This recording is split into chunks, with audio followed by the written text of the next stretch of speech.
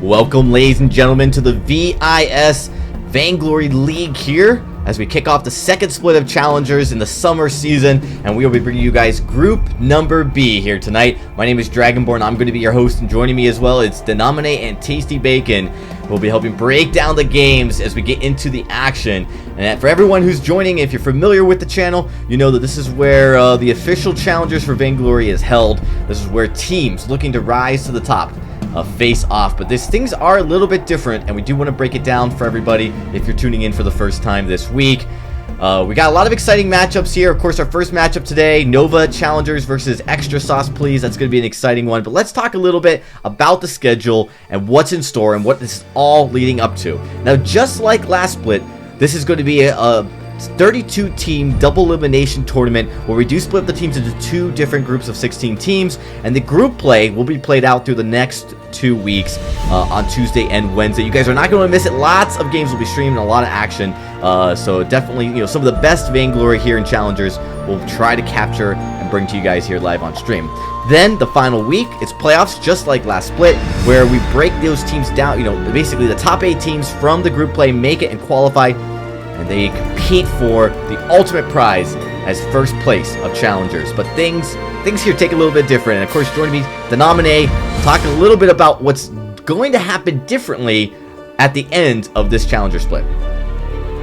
Well, obviously at the end of this challenger split, there is not going to be the challenge battles that we had seen in the end of the first split.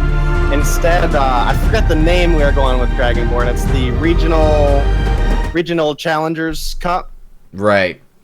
So instead of the top 3 teams competing for the actual Vainglory 8 spots, they're going to be competing instead for the first place chance to go to the live event and actually participate at the event against the winner of the VGL Challenger Series. So that's a little exciting change that we have going into the second split here.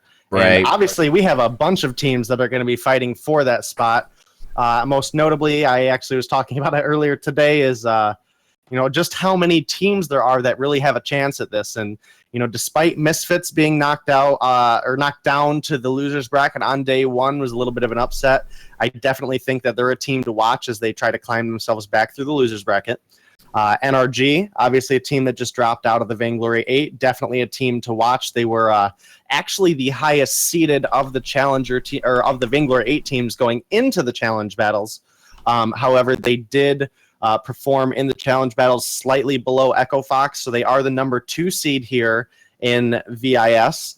That brings us to the next one. Will be Echo Fox is another huge team to watch, as well as Tribe Gaming, who had a pretty massive performance. And then it's a fairly new roster, but I don't want to count them out because Vision Gaming, despite playing with a sub the other day, had a great performance in both of their games. So definitely a team to watch. It is a team full of talent from Vainglory 8 teams.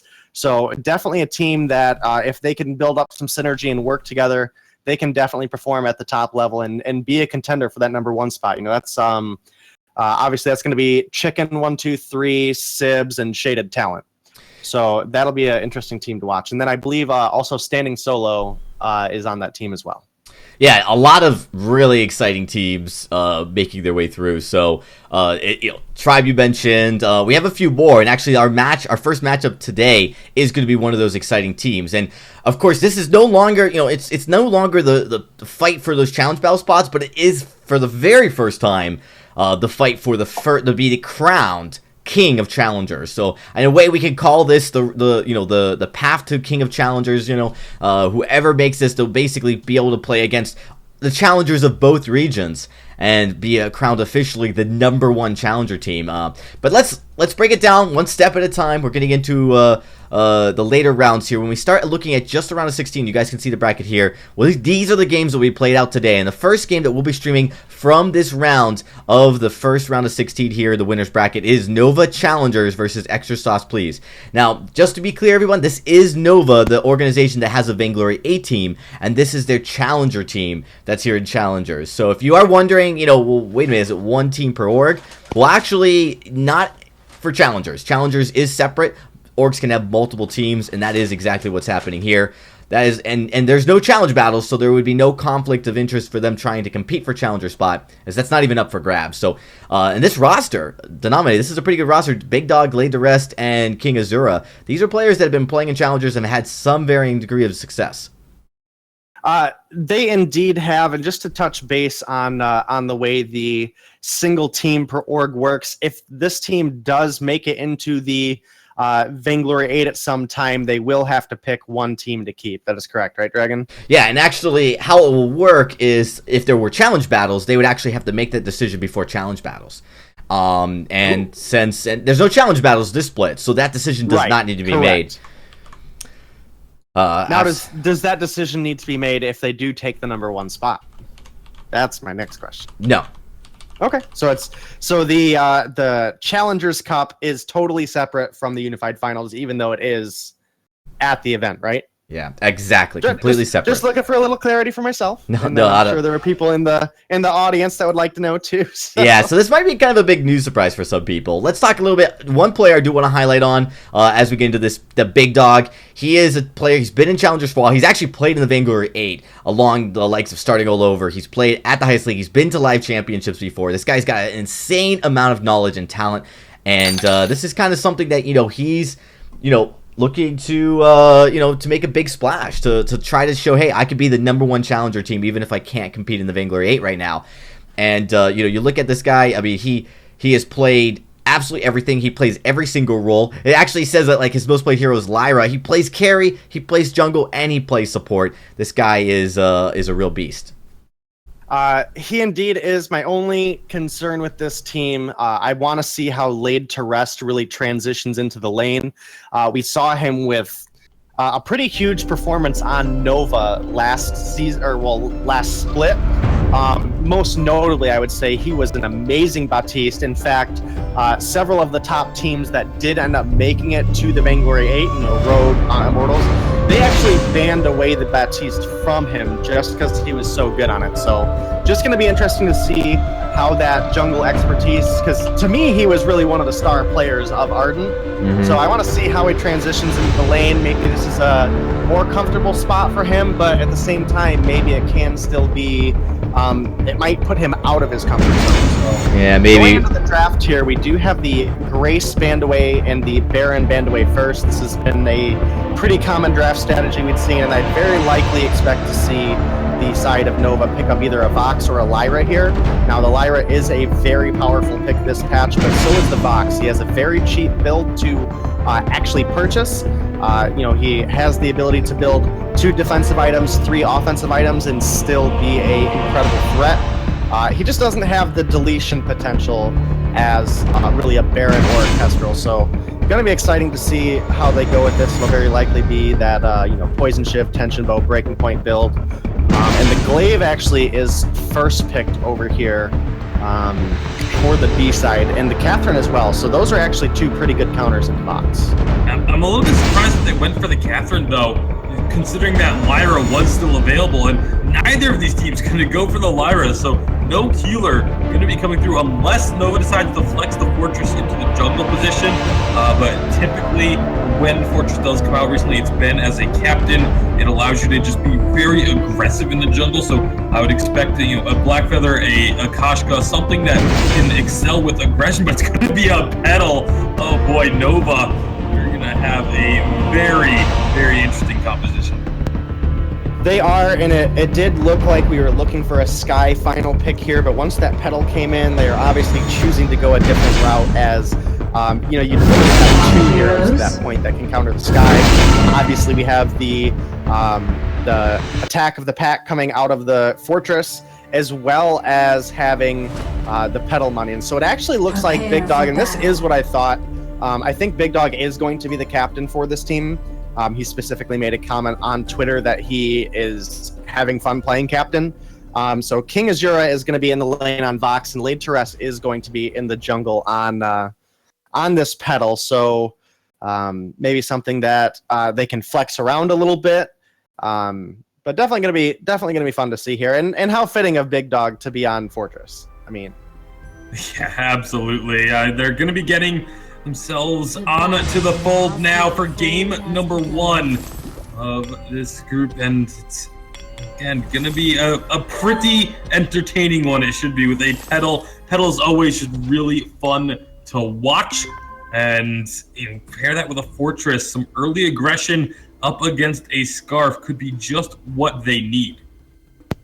Could indeed, and the Scarf does handle pretty well into Petal, to be honest with you, just because the Spitfire can pass through the Munions, can then hit the Petal, as well as the Goop, especially in the early game when dropped on the Munions, can prevent them from reaching Scarf, as well as that's a lot of damage over time that the Munions will be slowed going through. So Scarf is one of the few heroes that can actually protect himself incredibly well against this Petal.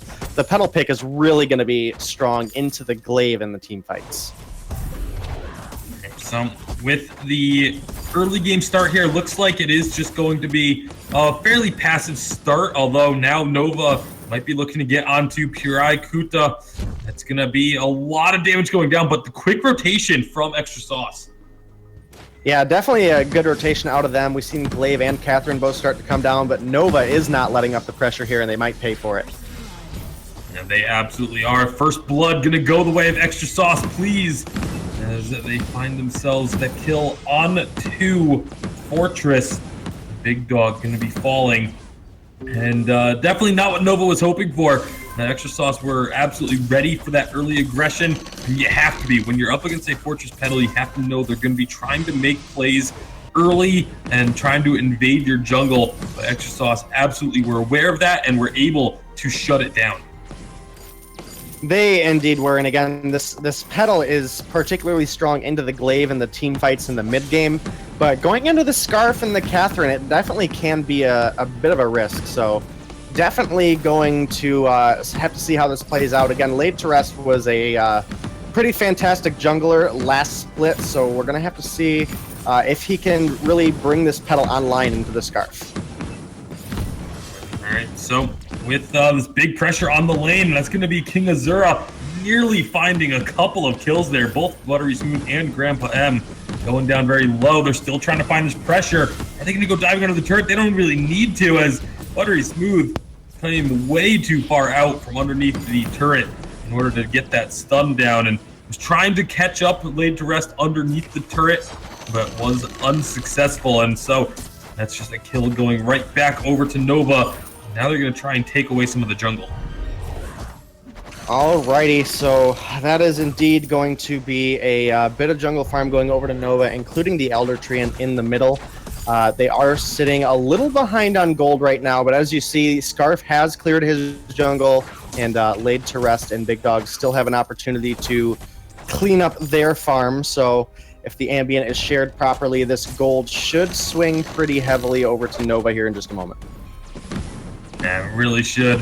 Nova able to find a couple of rotations, which all they really need to get ahead. But the Big Dog, he's going to be in big trouble as Glaive just afterburns him right into the middle of the lane, and they find that kill.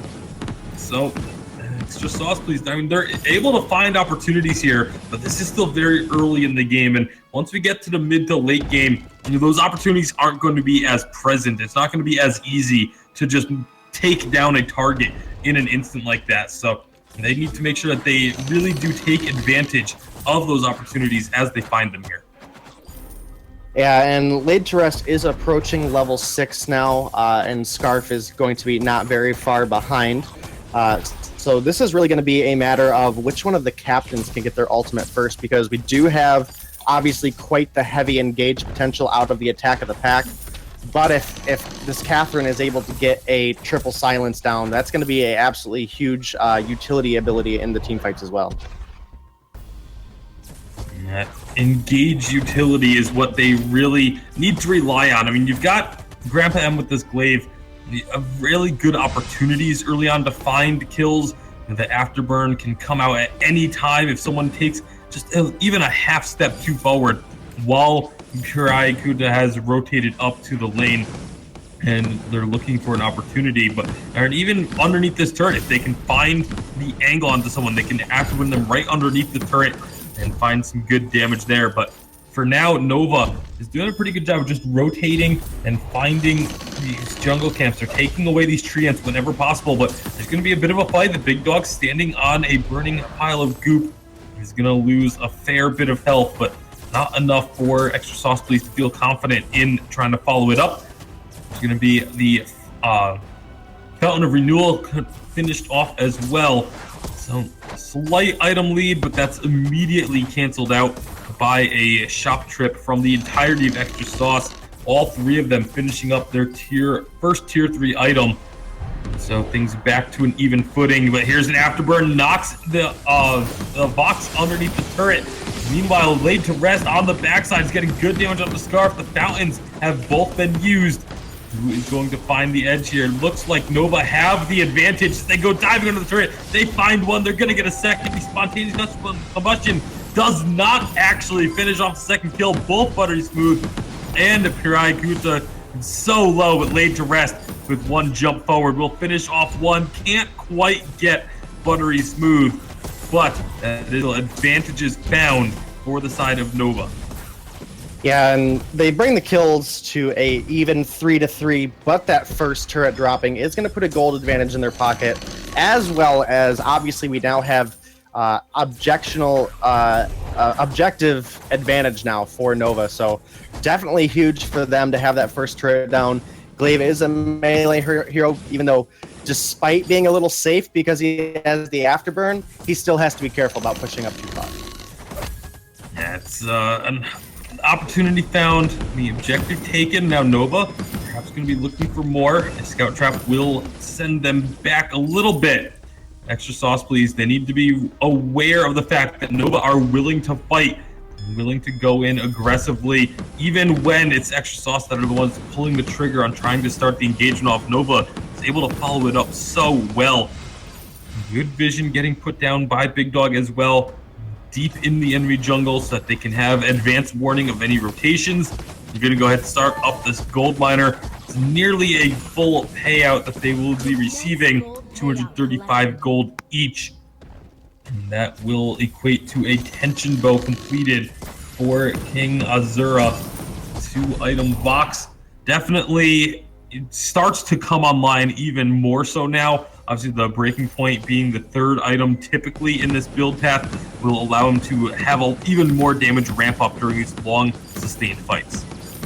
It will, and again, this build, particularly for Vox, is incredibly cheap. So what we really need to look for here out of Extra Sauce Please is the Scarf is going to have to be able to ramp up. So it does look like he's going for a Eve 2nd item. It's not really going to be until he gets a Broken Myth that he really starts to take off, and that's when Extra Sauce Please is really going to have their opportunity where they can start getting some heavy poke down and potentially get an afterburn followed up by a stun and a goop. And if you're stunned into a goop for that long, it's going to be an absolute nightmare. Well, right now it's a nightmare for Extra Sauce Please. They're the ones getting pushed in on Nova. Gonna just go ahead and take out this Crystal Sentry. That's a big tool that is able to help defend your jungle. Taken out of the game. Grandpa M trying to engage with the Afterburn over the wall. Laid to rest is the target, but they just don't have the damage to find the kill. And instead it gets turned around. Pirai Kuta has not been involved in this fight whatsoever. Has the Scarf. Gonna try and get a little bit of damage out now, but nowhere near enough. And that is an ace for Nova. A mistimed, a misguided engagement there from the Glaive. Definitely a misengagement there. Scarf had already lost a large portion of his health before the fight and was nowhere near the fight when they decided to re-engage. We do have the Tension Bow and the Sorrow Blade completed now for the Glaive, so that's going to be a pretty big spike for him, as he does have the basic attack reset in the B, in the Twisted Stroke. But again, that's going to be about finding a clean engage. We need to get a good afterburn in there, and then we need to follow up with, the Goop, the Merciless Pursuit, a Blast Trevor, anything that can really lock somebody down and prevent their ability to leave the Scarf's range of damage. That's going to be absolutely key. But right now, they found another fight. That's a ton of damage going down to Catherine, but the Dragon's Breath is going to come through. Laid to rest. Can they find the kill? They cannot. And now it's just going to get turned around once again. Another ace is going to be cleaned up, as there's no running from a Fortress Vox combo. And that is a second ace in rapid succession. Crystal Sentry going to be the target. Ace buff minions will get pushed up towards this choke point turret, although the respawns are coming through pretty quickly, so I don't know how much work they're going to be able to get done onto this, if any at all. They're actually not even going to try and push the issue. So still team fight victories for Nova. If they can just keep finding these wins, it'll just be over before you know it. Yeah, and the unfortunate thing that happened there was the Dragonfire did come out there at the, in the middle of that fight. Now, realistically, it was a good time because Petal was low, but the trampoline was available. So Laid to Rest trampolined out, and unfortunately, 90% of the ultimate from Scarf did miss and didn't find any damage. And with that, obviously, the Fortress and the Vox were able to clean up the fight pretty easily. Right now, Nova once again just posturing themselves up in the lane, getting themselves ready for a very likely another fight. I mean, they're winning every single team fight. There's no reason for them not to look for another one. Scarf's going to steal away that Treant, but it's not exactly going to worry Nova too much. But King Azura maybe getting caught out here, as it's going to be extra sauce who's looking for a fight, but they just can't find the kill. The Afburn was used defensively there from Grandma M, and in the end, got too far away from the rest of the team. And this has been the problem for the side of Extra Sauce. They're engaging as if they have the advantage. They're going in with it ends up being only really 2 members that are actually participating in the fight. They don't have the damage to get the kills, and then all of a sudden the rest of Nova is there to turn things around. Yeah, and what really happened in that fight after the Glaive used the Afterburn defensively, Scarf went in face first, and that's obviously not going to be a safe spot for you.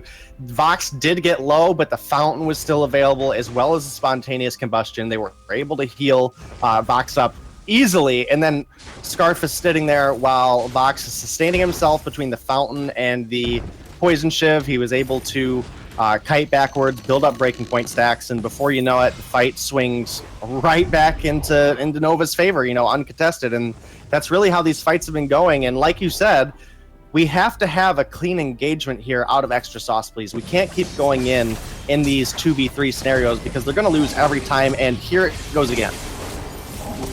And they're definitely trying to find another fight here. They've got some good damage on the King Azura, but just once again, not going to be enough. A triple kill for King Azura, as Nova, they are just cleaning up in these fights. And at this point, you're just too far behind.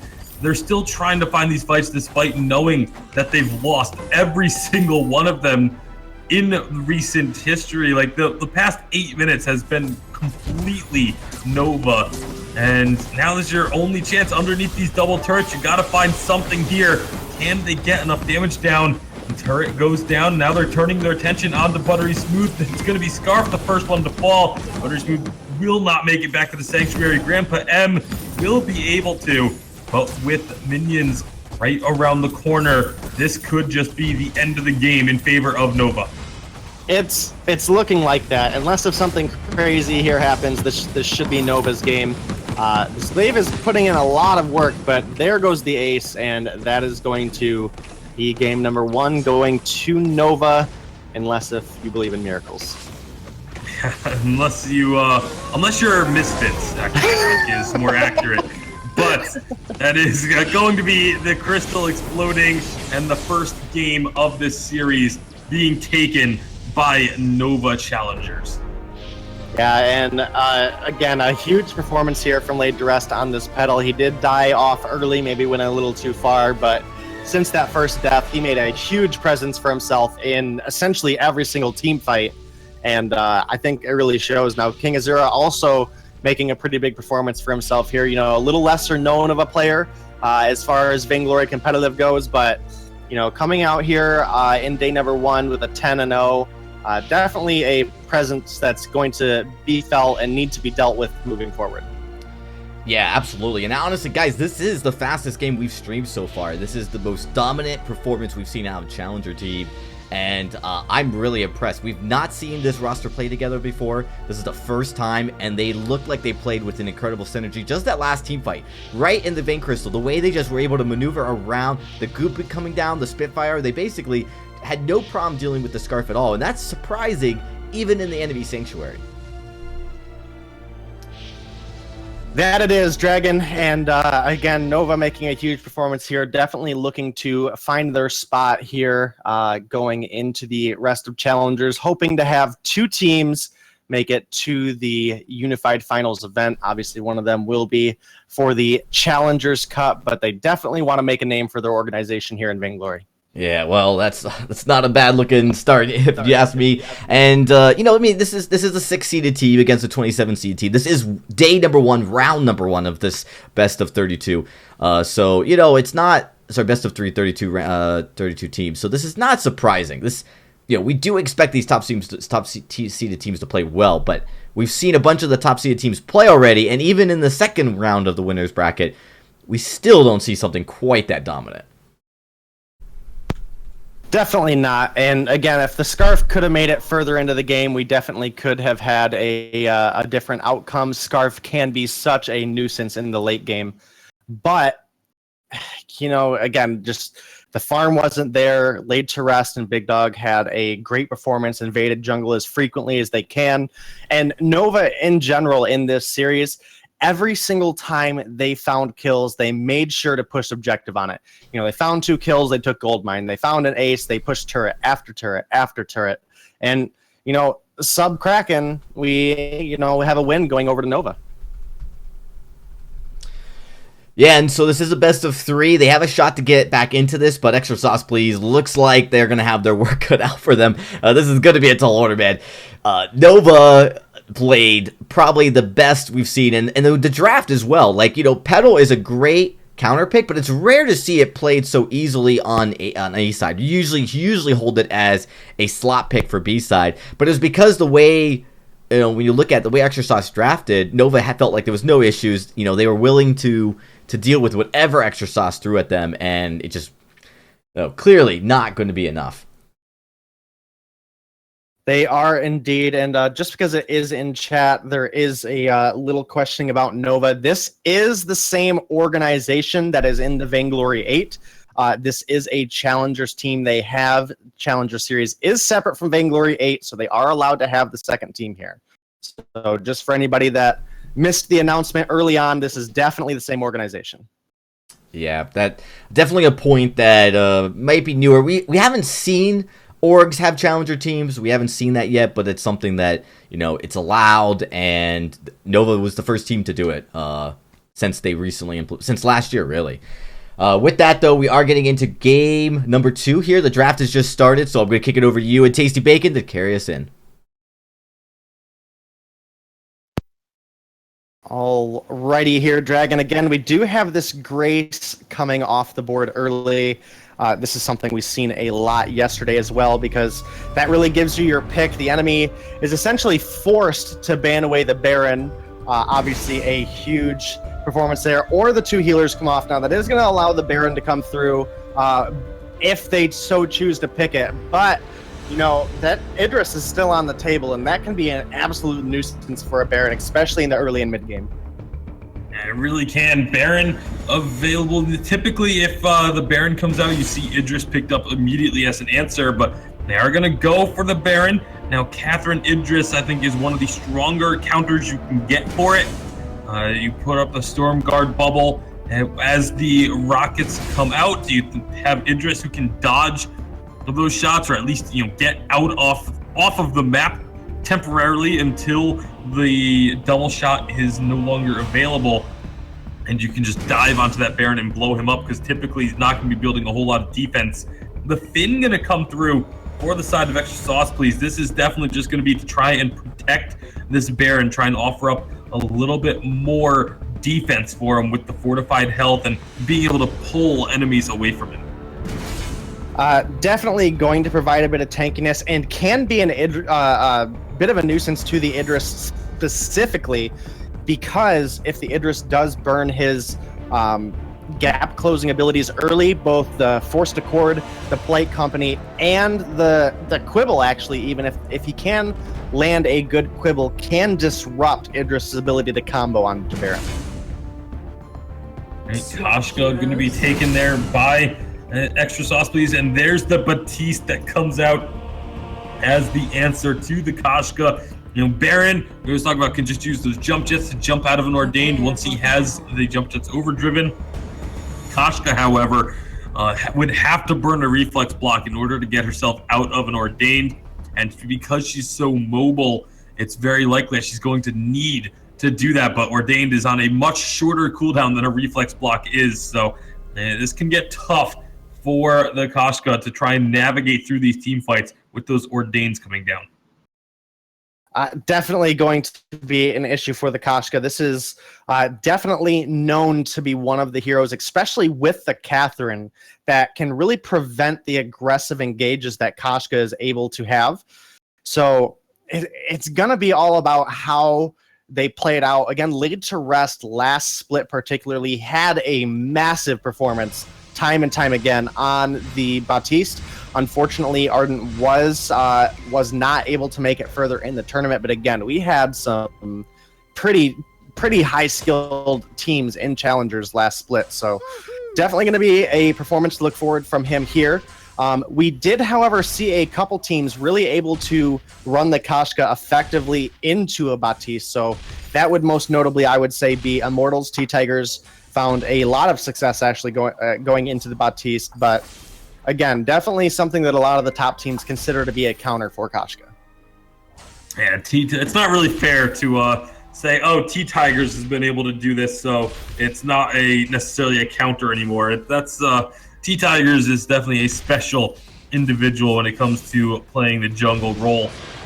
This is going to be an early start trying to make plays happen in the lane for Extra Sauce, please, but not going to be able to find anything connecting. This has allowed Laid to Rest to really just have a free time taking this Ancient Treant. He's even going to be able to get a camp or two from the Extra Sauce jungle as him and Big Dog rotating in very deep, very early on. They're going to look to steal away these backs as Pure Ikuta is there, going to get stunned up, and this could be trouble now. This is going to be Pure Ikuta able to get away, but that's because Nova don't want to chase that down. They would much rather just take away these camps and prevent the Koshka from being able to get the gold. Koshka had to run all the way over to the enemy jungle. Should be okay, at least for a little bit, but you can see Big Dog has recalled and is going to be catching Koshka out here and preventing her from being able to steal away too much more in the Nova jungle.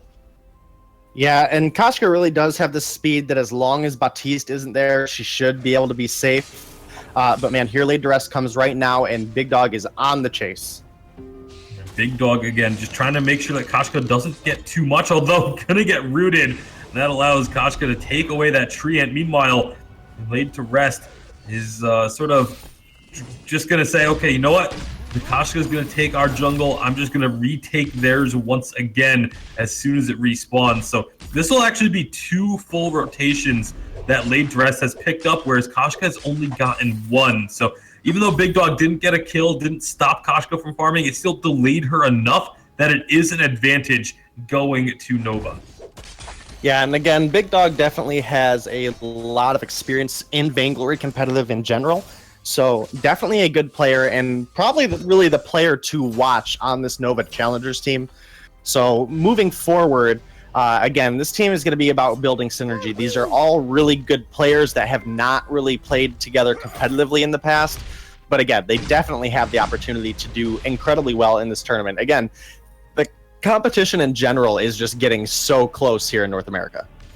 It's pretty amazing. Not only just the competition getting close, but the amount of teams that are now under contracts with organizations is really impressive. You know, one of the things about the Challengers, like even the top teams in Challengers are underneath organizations now. That's going to be probably good. They're getting caught out a bit, but Laid to Rest also going to take a lot of damage thanks to Buttery Smooth rotating down. Grandpa M making his way over as well.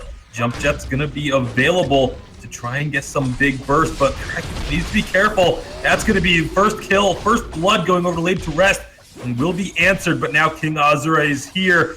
It ends up being a 2-for-1, make that a 3-for-1 as Azura is able to finish off the Baron and find that third kill. Excellent job by Nova. They get the ace buff as well. And with these ace buff minions, they can start to put in a lot of damage onto this tier 1 turret. Yeah, and that's the first blood actually does go over to Big Dog, so that is going to be an accelerated fountain, a little extra gold for the captain. However, Laid to Rest did absolutely amazing in that fight. His management of the actual soul shards from his Reap heroic perk was absolutely massive because he was able to get down a lot of the soul shards to heal himself up in that fight. And that's really what allowed him to sustain. So you have the benefit when your perk is down that you get healing back. And when your perk's up, you have a lot of damage. And you know, he was hitting multiple hits on Bad Mojo. So he was gaining a lot of health very quickly.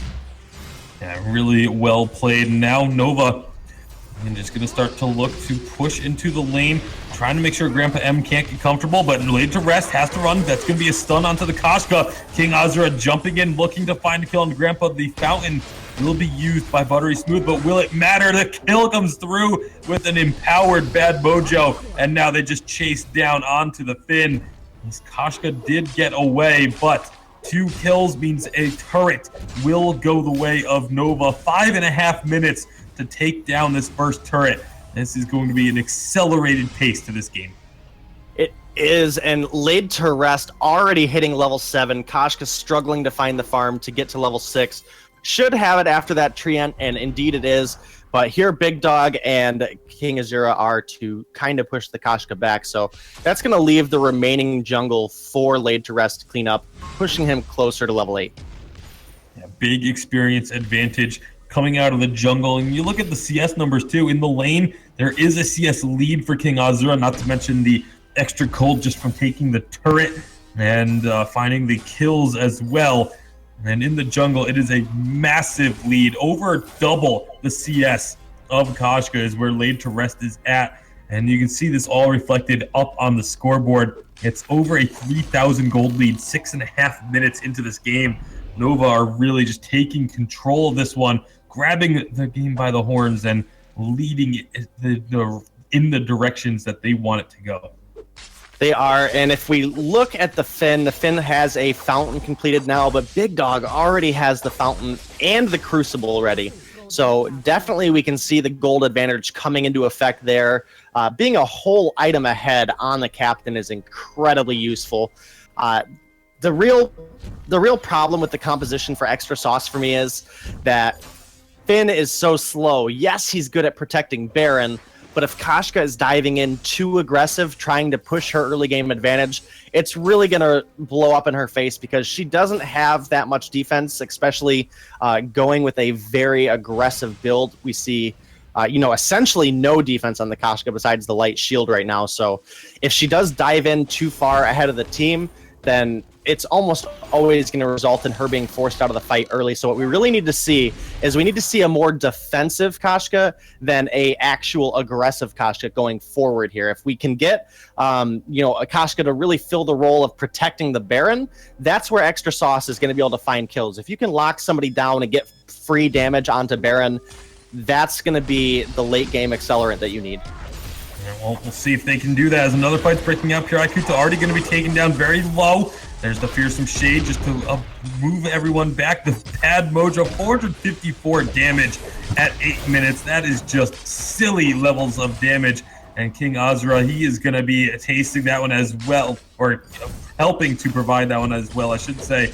Onto the Finn, Buttery Smooth falls. King Azura diving right on through, finds another kill. The ultimate going to be used to break the turret aggro and prevent him from going down. A 3-for-0 ace. And Nova going to take the second turret down just 8.5 minutes in as they let the minions take care of it. As now this gold lead continues to grow. Yeah, and sitting 6,000 gold behind on Koshka is definitely not the place you want to be in. Again, the saving grace here is if this Baron can get to 4 items and the Koshka can lock somebody down where Baron is able to have free reign over getting that splash damage down.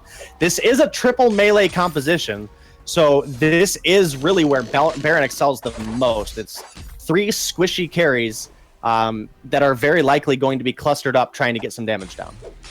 Yeah, the concern you have to have there is if Big Dog gets that Storm Guard up, when those shots come out, it's going to hurt the members of Extra Sauce Please almost just as much as they dish out. So they need to be careful about timing when they try and go for fights. But right now, they just have not been able to find anything. They got that 1 kill early on, and that's about it. Grandpa M using those jump jets to avoid being in harm's way, as Nova are just going to go ahead and start up this gold miner. No contest going to come through, except for that Baron ultimate, but it is a little bit too late. And it's a decent gold payout going the way of Nova. Laid to rest is a little bit low. If they were to look for a fight here, that's an opportunity. Grandpa M trying to find it, but can't quite get the kill. On the jump jets, rockets, not going to be enough damage. And now you see Laid to rest healing up. Koshka going in, trying to find this kill, but they just can't pull it off. And all of a sudden, it has been turned right back around. This is very reminiscent of game number 1, where the members of Extra Sauce Please look for a fight, can't quite get the target they're looking for, and Nova just cleans them up. Definitely was, and unfortunately, it looked like the Koshka may have got hit by the Ordained as she used the Yummy Catnip Frenzy coming in, so it did look like the reflex block was a little late from Laid to Rest, but again, that Ordained blocking Koshka's ability to travel was absolutely key in that fight. So now Nova sieging up this turret, the Ace Buff minions doing a lot of work, getting that turret down, even the chakra comes through. Koshka, where are you going? Way too aggressive. Gonna get stunned up, Ordained, and killed. That is not what your team needs right now. As now all of a sudden Nova can just stick around here and wait for this next wave of minions.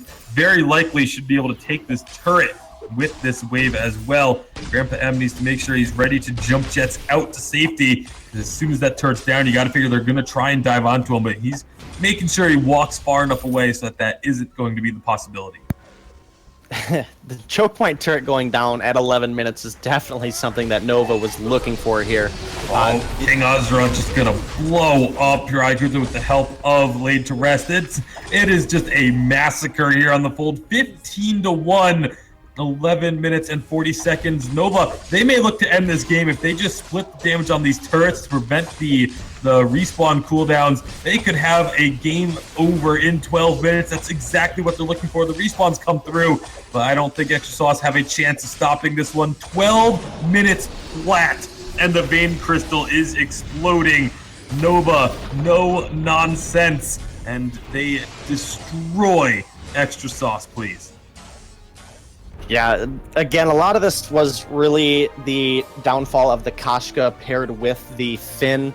Every single time she just went in and got deleted over and over again. You know, the empowered bad mojos coming through, hitting 400, 500, 600 damage. The chakrams being chained through. The bonus damage that King Azura gets from the Shroud Step. You can't play that forward when your team doesn't have any way to follow up. And obviously, Baron with only 2 items hasn't come online yet. Now, granted, Baron wasn't that far behind in farm to the 10 CS that we really expect. Again, 2 items on Baron is just not enough. This was so one-sided, and honestly, leaves the impression with me, and I don't know if you guys will agree or disagree, that that ultimately, like, Nova Challengers is a legitimate challengers. I mean, this team is playing, I mean, obviously we're early in the rounds, but this team is playing at a synergy level that's quite impressive. I have to imagine, Day, that, you know, as we get later into the rounds, this is really a team to watch. This could be one of the top teams looking to make it all the way. Yeah, I actually did tweet out the predictions I had earlier for the challengers outcome, and I immediately took it back because as I was looking through the second half of the split, I was looking at the teams here coming into day 2.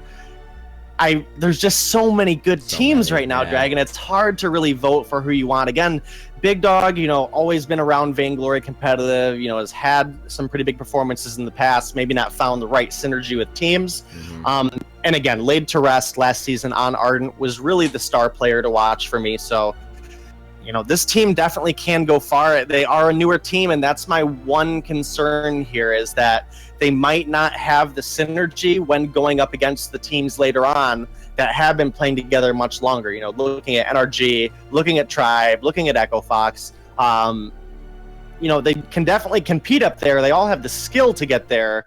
It's just going to be about building that trust between your teammates. Yeah, and it's worth noting as well that, Big Dog was on the original Nova roster, and he was very instrumental in actually getting that roster into the challenge battles the previous season. So this guy is no mystery or no uncertainty when it comes to performing at these lower levels in the challengers. This guy is literally if you need a team to get through challengers, this is probably the guy you want to at least look into. And so it's kind of appropriate. He's on Nova roster still, and just competing for their challenger team, looking to make them into challenge battles. The two fastest games we've seen across both days, guys, have been these two games. So with that, we're going to take a quick break. We are going to be getting ready for our second series. That was very, very fast, so we're going to need a little bit of time to wait for the next series to catch up so we can get into our second here of the night. With that, though, we do want to just say, for everyone watching, we do, of course, love all you guys coming out and watching these streams. Make sure you guys hit the follow. And, of course, if you're feeling very generous, we always appreciate a subscribe. But with that, just following and showing up every night, that's all we ask. We'll be right back, everybody, after this short break.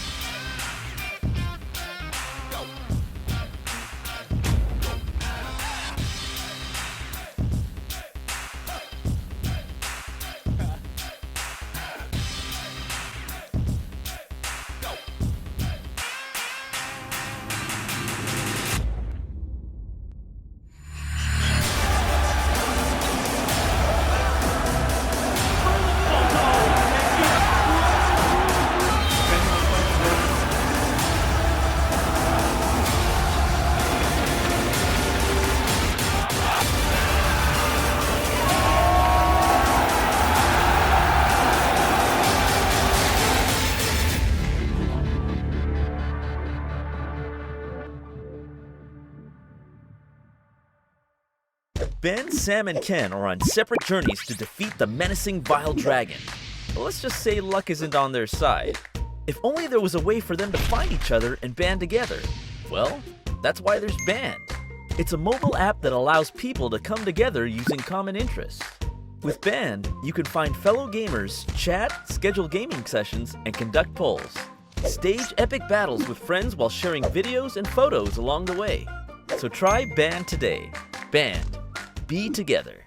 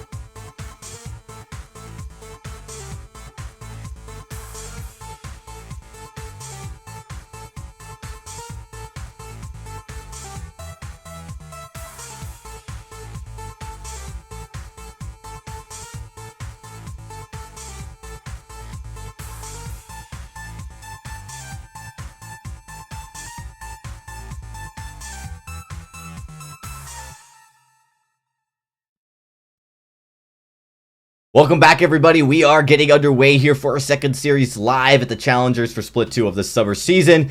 And of course, we have got a really exciting matchup here because these are actually teams I've actually know all the players from both teams, which in the first day sometimes is not the case, as you guys very well may know. But let's get into it right now. Our next matchup, guys, is going to be Tribe Gaming versus Autumn Leaf. Tribe Gaming, the number 3rd seed, the only challenger team from North America to not get into the Vainglory 8.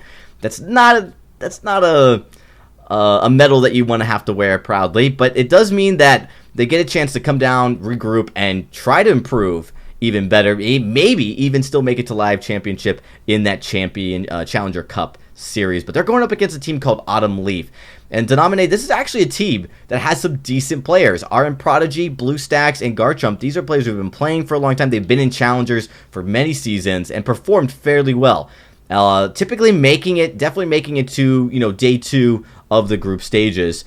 They are going up against, though, probably a pretty angry, pretty, hungry Tribe Gaming who's looking to try to rectify that poor challenge battle performance. Yeah, and they're definitely seated appropriately, Tribe Gaming. They are going to obviously be underneath NRG and underneath Echo Fox just because they are the VG8 teams that drop down. But this is the number 3 seeded team, and they are definitely deserving of that seed. We can't talk about them enough, really, that, Mixie and Status are just such huge names in the Vainglory community, especially too competitive. So that's going to be really interesting to see how BlueStacks can match up to Mixie in the lane and how much Status can match up with Timbokill in the jungle. Those are hard shoes to go up against, Dragon, in my opinion. And Tribe Gaming in another tournament here recently, it was actually able to take down Gangstars, who is a Vainglory 8 team. So they definitely have potential here. Yeah, well, we're ready to get into the draft for this game, guys. So I don't want to hold it up any longer. Denominate and Tasty, let's jump right into it and see what we got. And we have both the Lyra and the Grace band. Again, these are two very common first bands. Tribe opting to pick the Catherine, so they definitely want to have a counter for the Idris if it does come out, knowing that obviously Idris and Baron are still on the table. If you commit to the Baron, the Idris is almost certainly going to be picked up by the other team. So Catherine really functions well into both of those heroes. So it's definitely going to be interesting to see where the side of Autumn Leaf does go here.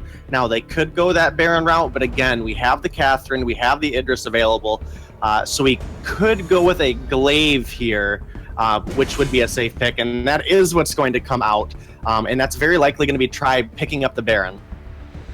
Yeah, most likely they're going to lock that one in. Mixie is a pretty darn solid with that Baron pickup, and we'll see what Status wants to grab for himself.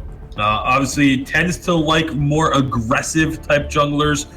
Something like a Kashka could be on the table. Batiste is another one that plays fairly well into his play style of trying to be aggressive, looking for kills, looking for opportunities to steal camps away. And so now members of Autumn Leaf have a pretty difficult choice ahead of them who they're going to grab for their laner. They can go box. They could go with the Ringo if they really wanted to. There's plenty of options available, and they could actually even, they're going to go with a jungler and move the Glaive up into the lane to go up against Baron. Yeah, and realistically, Glaive is one of the few heroes that can handle really well into Baron in the lane, specifically because of his health pool. And then next, I would say, obviously, we'll go with the Book of Eulogies on Glaive, as well as having Arden in the lane with that Iron Guard contract should be able to really help him survive. The Sky particularly, I think, is going to be a good pick into both the Batiste and into the Catherine. Catherine, is really good into heroes like Baron, into Batiste, into Idris, into heroes that have a lot of directional burst. Sky doesn't have that. It's all low packets of damage that come out very quickly. So, that's one bonus into the Catherine. The other is into Batiste. He has no movement abilities, so if Sky can find a forward barrage onto Batiste, he's going to get chunked out very quickly. Yeah, absolutely is. And early game, let's see where they decide to move. Obviously, the members of Tribe are just going to have E36 watch the entrance to the jungle, maybe even move up a little bit, but allow Status to solo these first few camps, get him to level 2 as quickly as possible. Autumn Leaf going to be doing essentially the same thing on their side as well, making sure that the Sky is able to get to level 2, but you can see the much faster clear speed of Status on this Baptiste is going to get him done and onto this next wave section of camps a little bit faster. And now they're both going to be meeting in the middle of the map, though. And no, Status, is he going to look for this? He's going to ordain a minion, it looked like. And not sure if that's exactly what he was really meaning to do there, but with the rotations from both the captains down, they're going to very likely end up just sort of moving away from each other, but Status is going to try and finish off this Treant.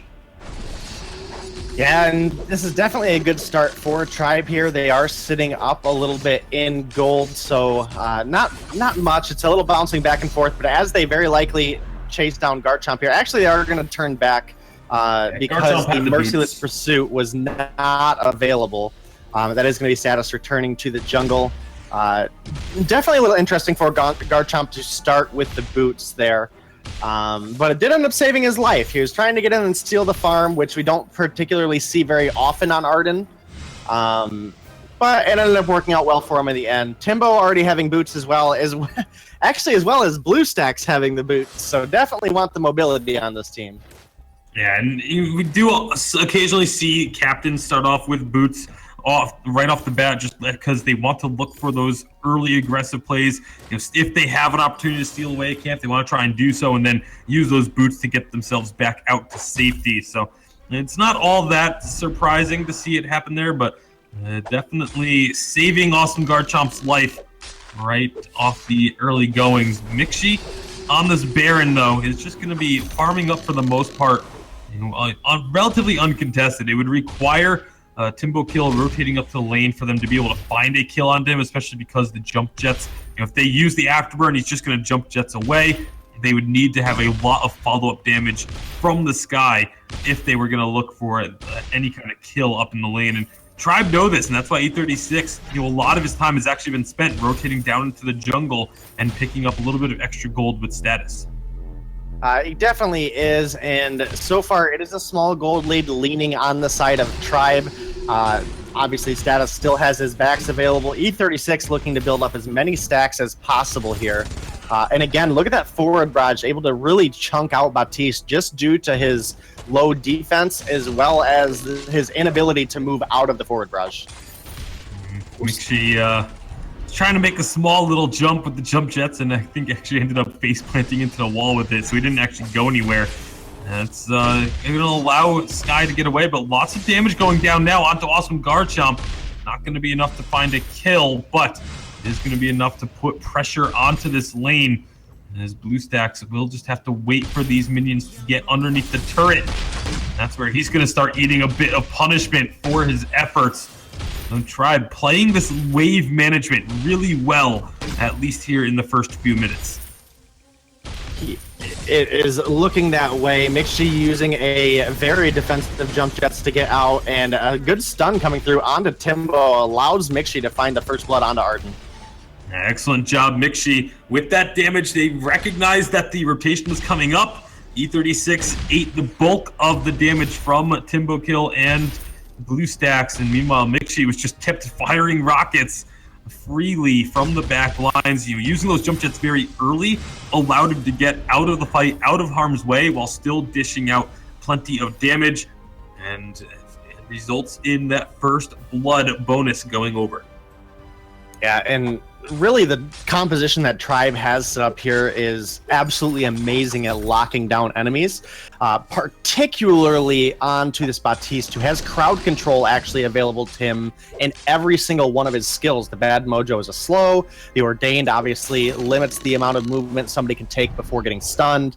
The Fear. And then again, we have the Catherine with the Merciless Pursuit, which is going to be absolutely huge going forward.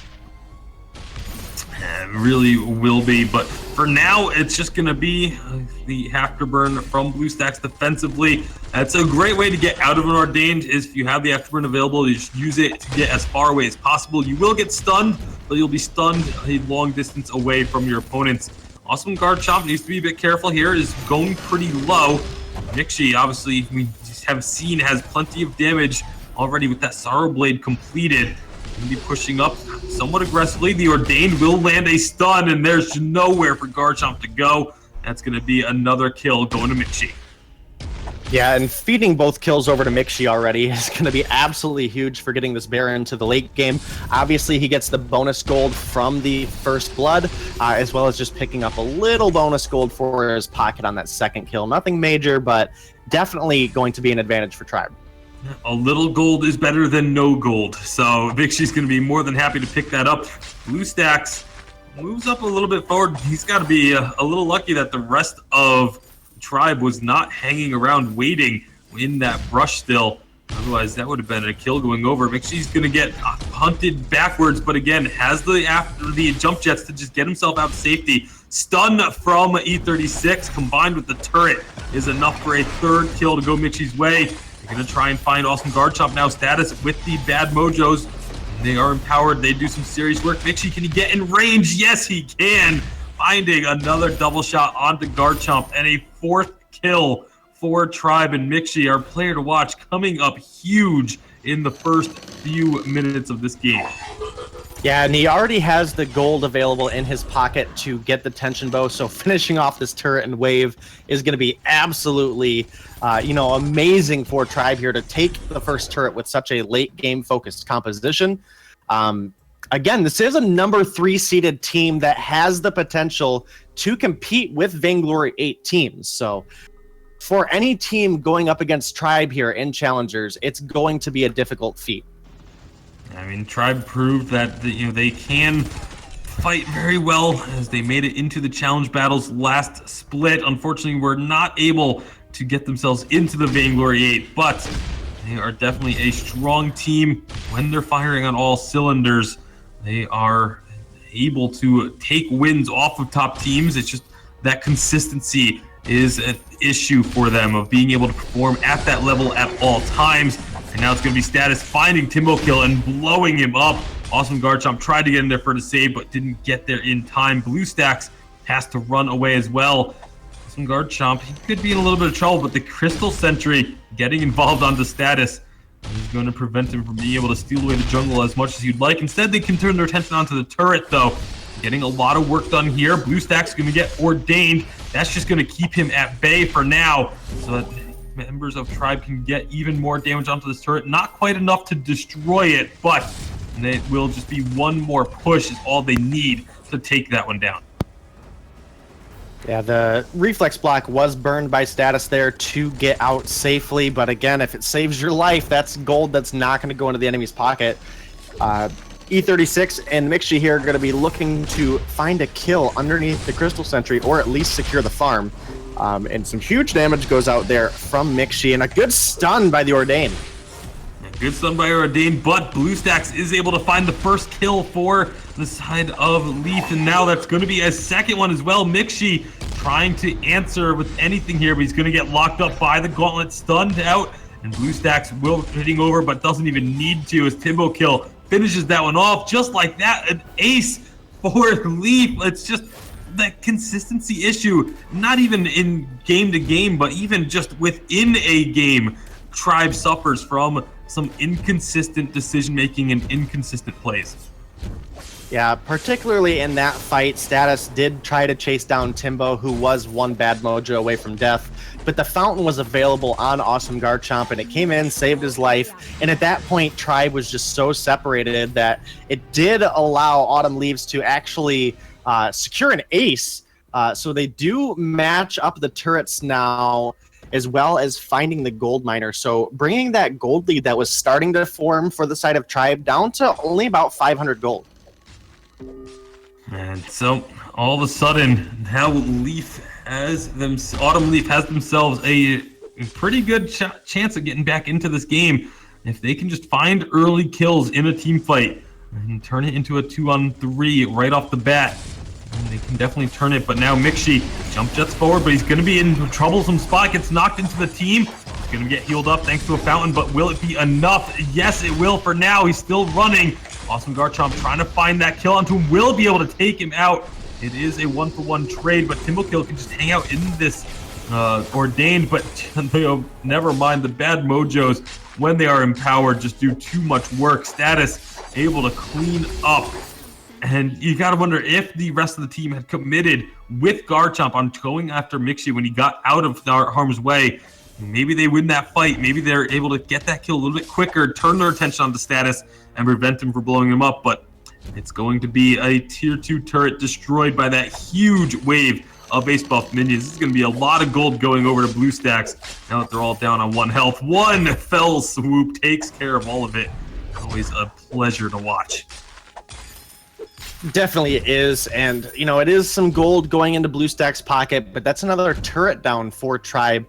And one interesting mechanic of that last fight was E36 actually secured the kill onto Sky by popping the Storm Guard, and the Crystal Sentry hitting the shield was enough to kill Sky. So definitely some lucky timing there by E36. Well, lucky, calculated, whatever. Awesome Garchomp going to be taking a lot of damage. Fearsome Shade is only going to hit Timbokill as he was already on the way out anyway. So not going to get much use out of that ultimate, but this is still just Tribe able to put pressure on, able to force members of Autumn Leaf away and allow them a chance to rotate into the jungle and get a little bit of vision control and get their next purchases taken care of. Early infusions for both of the damage dealers on Tribe, level 9, level 10 infusions, both active. They are definitely going to be looking to put out the damage, maybe look for a fight here in the next minute or two. And Status has actually completed the Clockwork as well as the Shatterglass and is now working into a Broken Myth, as well as Mixie is coming up on that 4th item on Baron at just 13 minutes.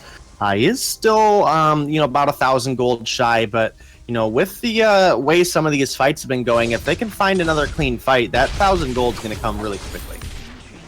Sentry's going to be defeated here by Tribe. Only 1 life left on it, and they're looking for a fight. The Ordained will stun up Timbokill, but that gauntlet will get canceled by a Fearsome Shade from Status. And now Mixie is just raining rockets down onto the team.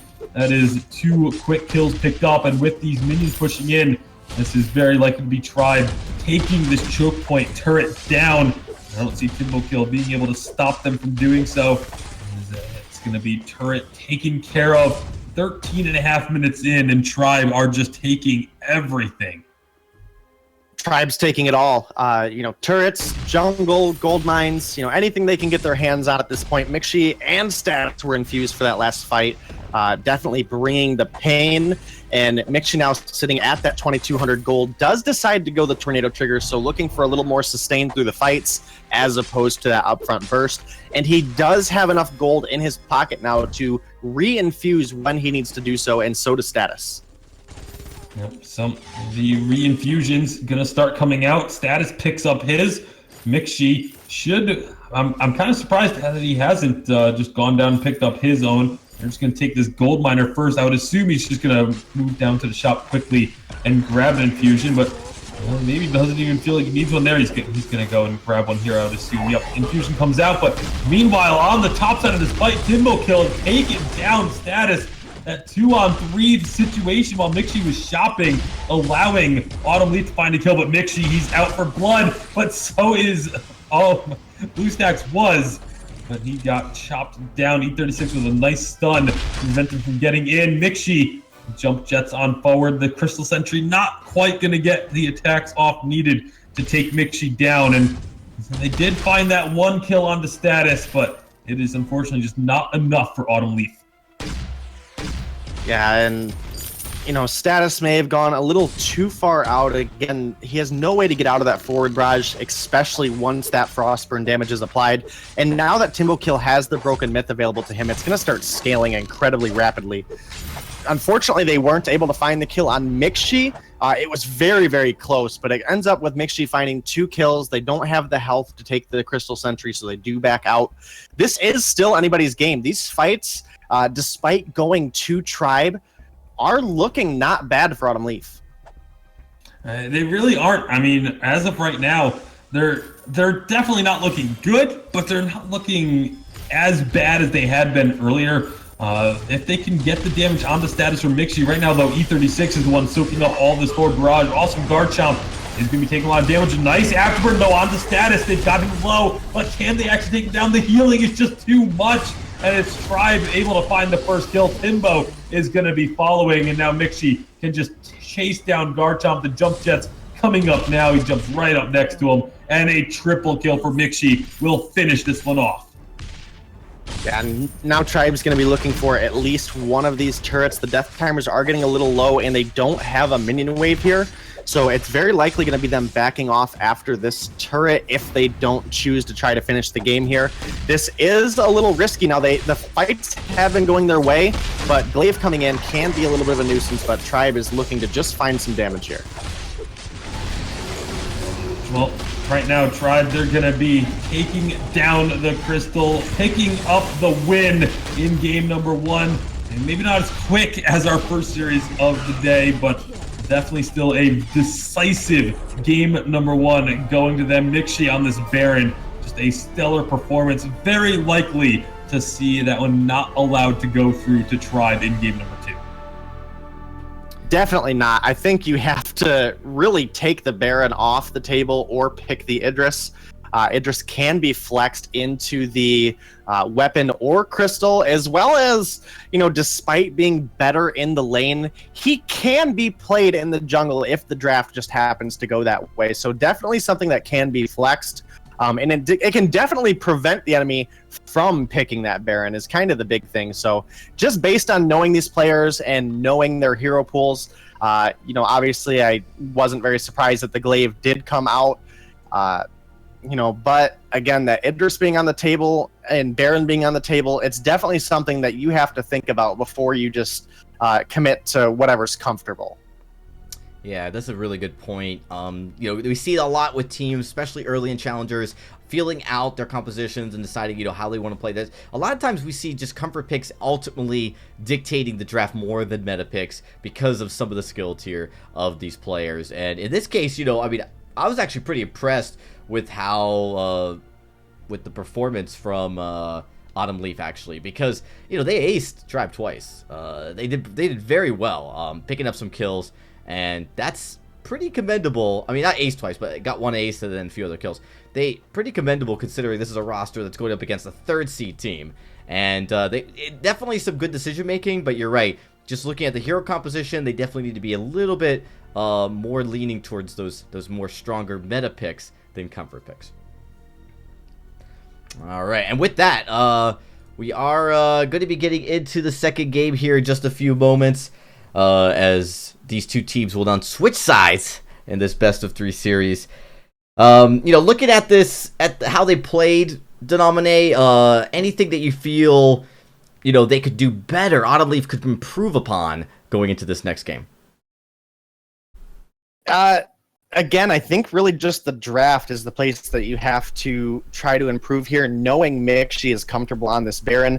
The Glaive is a strong flex pick, but with Baron on the table still and Idris wide open and available to you, I definitely think that's something that if you're not comfortable with going forward, you have to practice, especially since the beginning of this split, up until the playoffs will be the single ban scenario. So you can't ban away the Baron in the second round. So, and Mixie's our player to watch. I mean, he is kind of important to this team. If he plays well, this team does fantastic. So he is kind of the linchpin for this entire roster. We're actually getting into game number 2, guys. So I don't want to talk too much more. I want to kick it over to our casters, Denomine and Tasty Bacon, to get us into it. All right, Tasty, we see the Lyra coming off the table here early and the Baron coming off to follow suit. Mixie obviously having such a huge performance there. They don't want to give that opportunity over to BlueStacks. That is going to leave the Grace available, but it looks like Autumn Leaves maybe trying to focus on getting that Catherine with the thoughts that, okay, Mixie is not on Baron. He's probably going to go Idris. But I very likely think Mixie is going to pick up the Grace and the Vox here for Tribe. Yeah, Grace Vox or Grace Idris even could be the call here, but they are going to go for the Vox. This is Mixie, man. This is Mixie. Yeah, it's, well, I mean, even if it doesn't really matter who it is, Grace Idris is such a strong duo, but with the Baron taking off the board and Grace left open, very, very surprising that Autumn Leaf would go for the Catherine in place of the Grace, like over the Grace. You know, I understand when teams want Lyra over the Grace. That one at least makes sense. Going for Catherine over Grace is one that I don't get a whole lot. I feel like Grace just brings a lot more to a fight than Catherine does. Ringo going to be the next pick. Going a little bit old school. It used to be Ringo Vox was the lane matchup in almost every game that we saw way back in the day. And it's going to be coming out once again here. Yeah, and this Koshka pick is a little risky to me. Koshka in particularly does not work very well into Grace just because, again, Grace is so good into burst-heavy heroes. So this composition that the side of Autumn Leaves does have set up here is going to be all about, can we single target burst somebody down? And let me tell you, it's been a while since we've really seen Status on a Krull, but his Krull used to be absolutely amazing. So it's going to be exciting to pick up this very bruiser frontline heavy pick and allow Mixie to dance around the fights. Well, we'll see if that's how things will play out for them. It's a 1-0 lead currently for Tribe, looking to make it a 2-0 victory with Status on this Krull. We'll see how he gets, how he deals with the early jungle pressure that's likely to try and come out from BlueStacks, and where this matchup will go. Yeah, and BlueStacks actually moving into the jungle here. Timbokill opting to take this opportunity to get in the lane and see if maybe switching up around the lineup here can have a little bit better of a performance. Again, this is a fairly new team together, and look, Status invading a little too heavily, going in a little too far ahead of Mixie and ahead of E36. Does give up the first blood to Awesome Garchomp, but Tribe definitely looking to secure some of the gold here if they can. Yeah, at the very least, the E36 was able to even that one out, and definitely Status going a little bit too aggressive. Timbokill, however, is going to be in trouble. Mixie going to try and finish this one off. One more attack is all it will take, but can he get there? E36 may be in some trouble as well, as he's going to get stunned up. And meanwhile, Timbokill is going to manage to get away. E36 will not. So 2-1 advantage for Autumn Leaf. Yeah, that's definitely a good start for them. Granted, they do have the early game composition in this particular lineup. This is actually a very OG early game composition. Ringo, Koshka, Catherine is one of like the oldest aggression comps when it really started to shift from a late game meta. So there's definitely potential in this lineup. It's just going to be difficult. Grace, such a huge presence on the fold right now between her speed, her damage, her crowd control, her zoning. Not to mention just the heal that comes out in the late game, as well as if E36 goes towards that Echo. That's going to be a lot of sustain, but Awesome Garchomp does get found out here by Tribe, and now BlueStacks looking to find Status. Yeah, Status is going to be taking out BlueStacks, and again, Awesome Garchomp also went down during that skirmish, so 2 kills going over to Tribe. Meanwhile, Mixie pushing Timbokill heavily underneath this turret. Those Resonance Bounces doing a lot of work, and so Timbokill is going to have to recall. Mixie going to try and push this wave up pretty heavily into the enemy turret, but Garchomp will be there to soak up at least any experience. The Ancient Treant getting worked on by Status and E36. That's going to go down in favor of them. And BlueStacks trying to make a move onto Mixie, but was a little too far forward, takes a shot from the turret, and has to back away. Yeah, one interesting thing about how experience is shared here in Vainglory is you don't get the gold for a last hit, but if a minion dies and you are around, you still get the experience whether you get the gold or not. So even if you missed the last hit, you still do gain that little bit of experience. So we'll see how they're gonna use that little bit of experience, because right now, obviously, Autumn Leaf will need to be getting as many advantages as possible, because we've seen how well Tribe can fight in the late game Mixie's also on this Vox, which is such a hard carry in the late stages of the game. I mean, Mixie getting stunned up a little bit, but he isn't going to really have to worry. Once these minis crash into the turret, he can farm them relatively safely. Status is going to be here and waiting to make a play, but E36 is just going to get melted over the... I'm not sure what E36 was doing there. He stepped way too far forward and paid for it with his life. Now Mixie going to get dove underneath the turret. The rest of Autumn Leaf trying to chase this one down. Timbo Kill will be able to find that one. Autumn Leaf able to find a couple of kills here early on. Yeah, but Timbo Kill is now in a very dangerous position. Grace is coming in and is going to find the kill. You cannot underestimate that speed that Grace has. And now Status, having found the kill on Dukashka, is going to look for Catherine. Actually, you're going to turn the attention to the jungle now.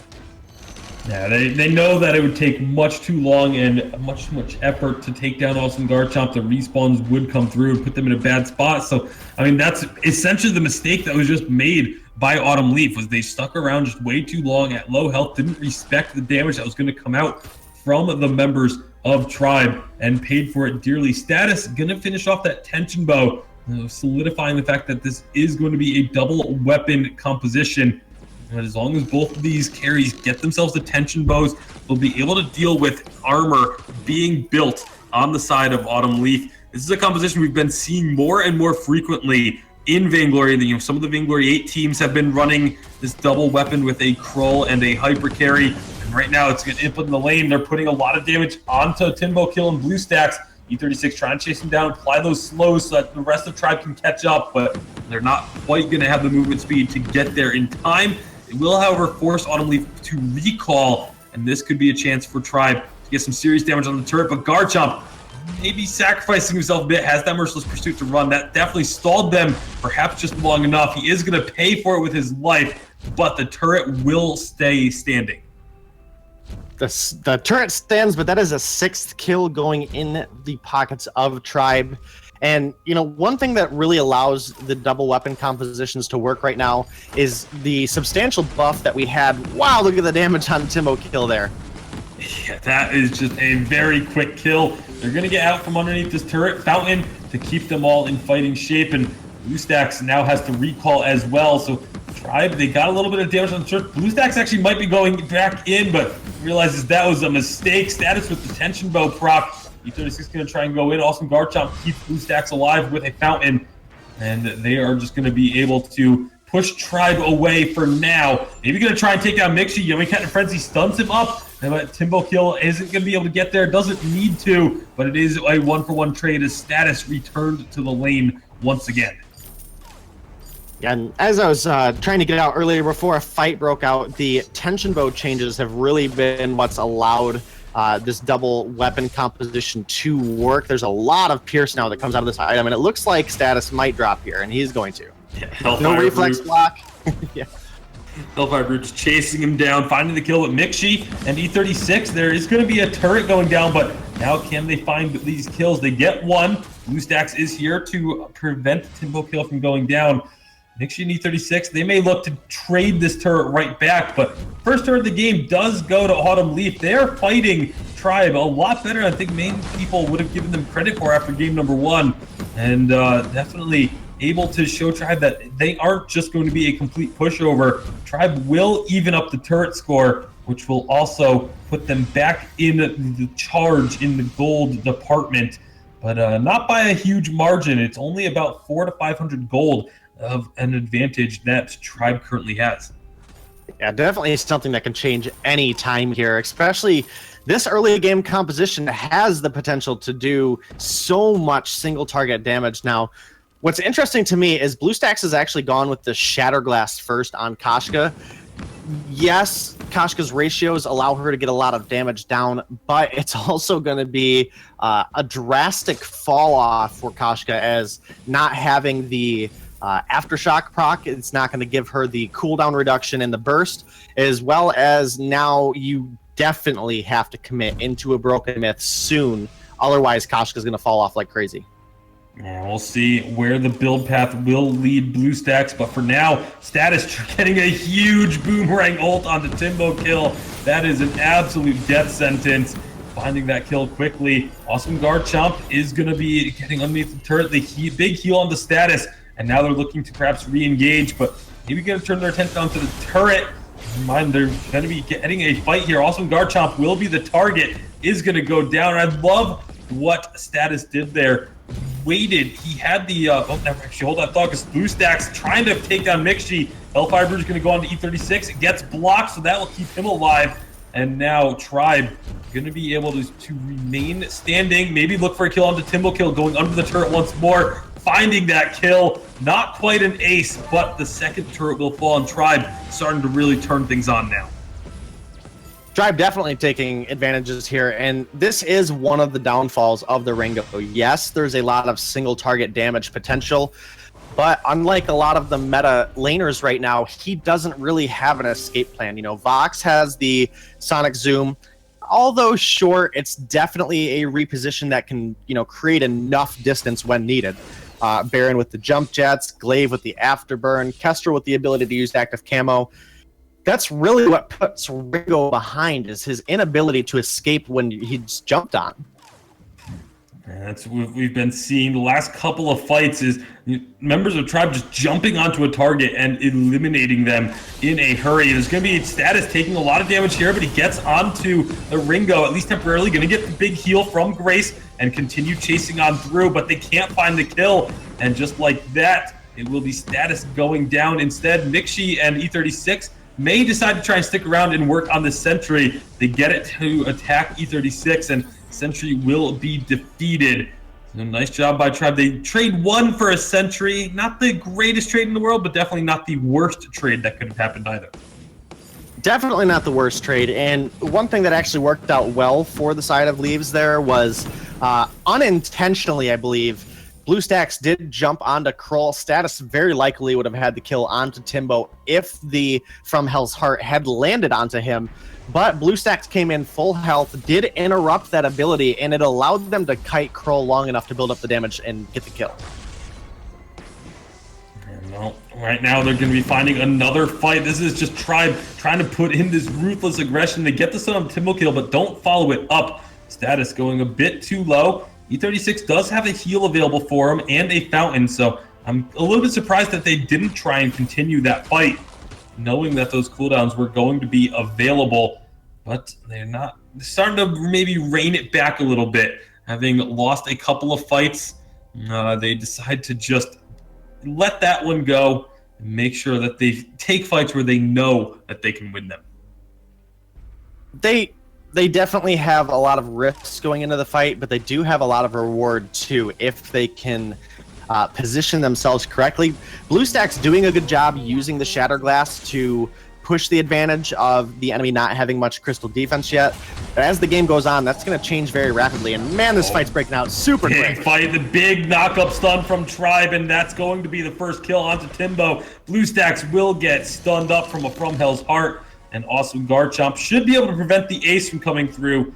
He is a long distance away from the rest of the team, but you can't recall under a turret. He's going to have to keep running.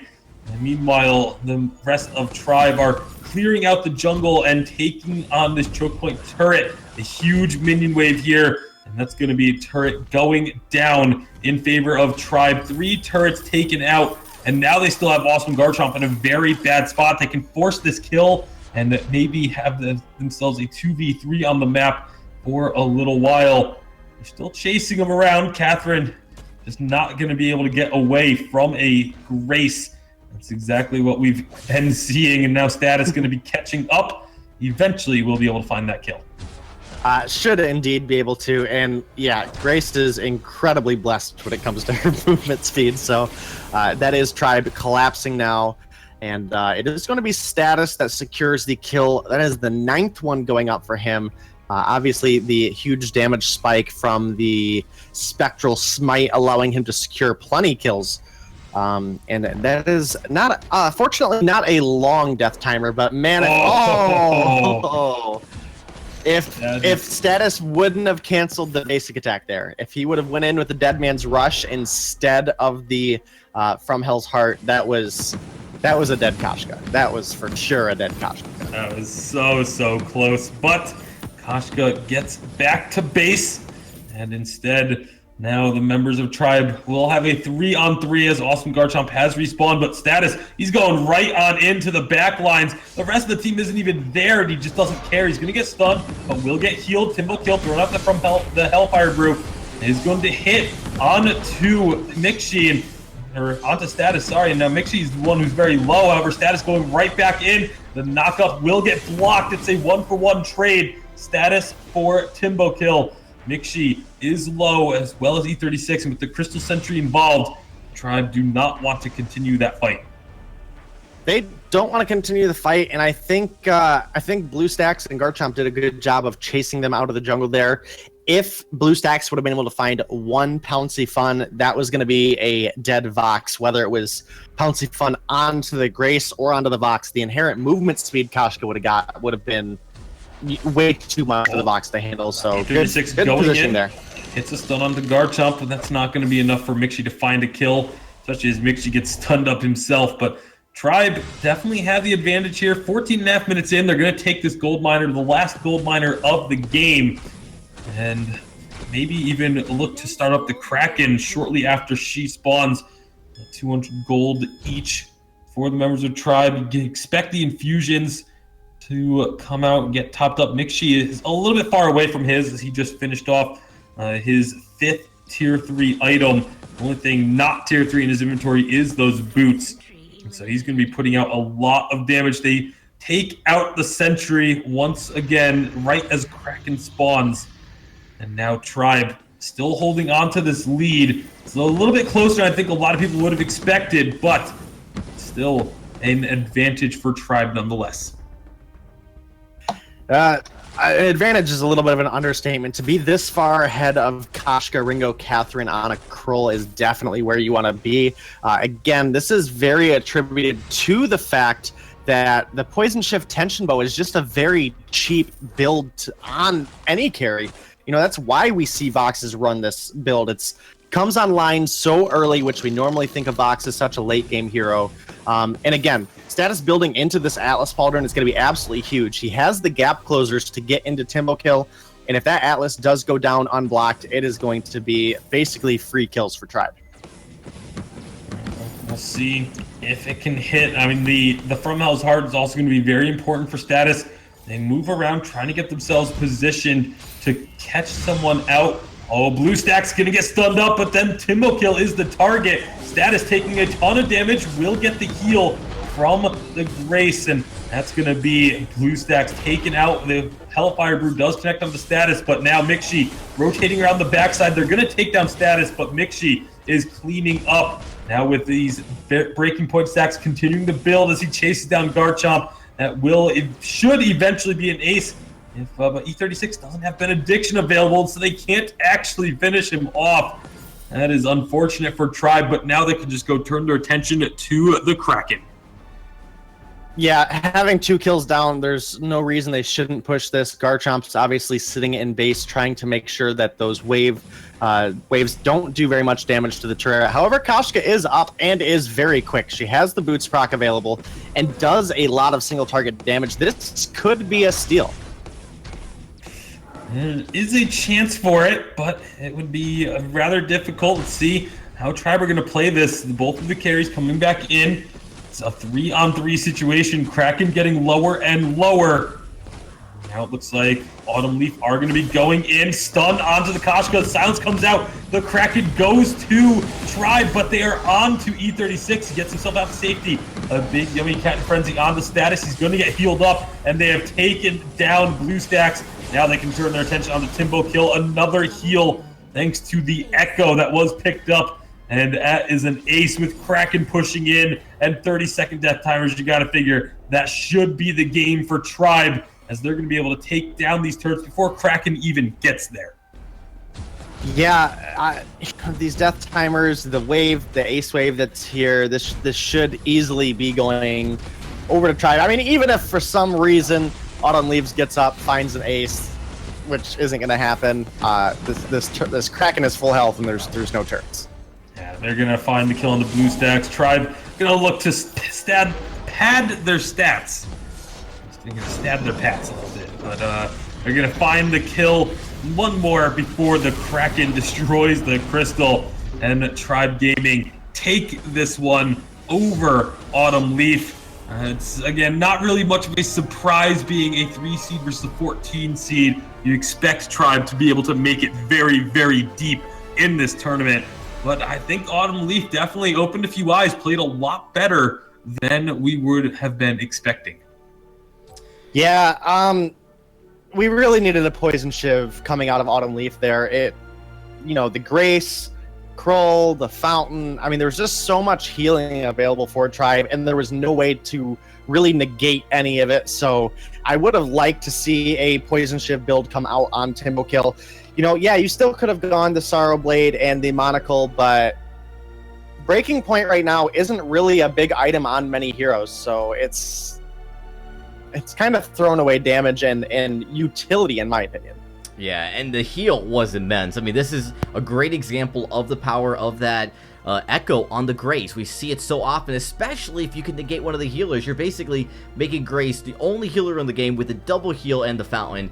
And, E36 did a fantastic job. That last team fight was a great example. He's really impressed. He took a lot of damage, maybe got caught out a little bit, but was able to get to a position, utilize the Fountain and Crucible to stay alive. That allowed Status and Big Sheet to just absolutely shut down BlueStacks and then Timbokill, and of course then utilizing his heals to keep those players alive in tip-top shape.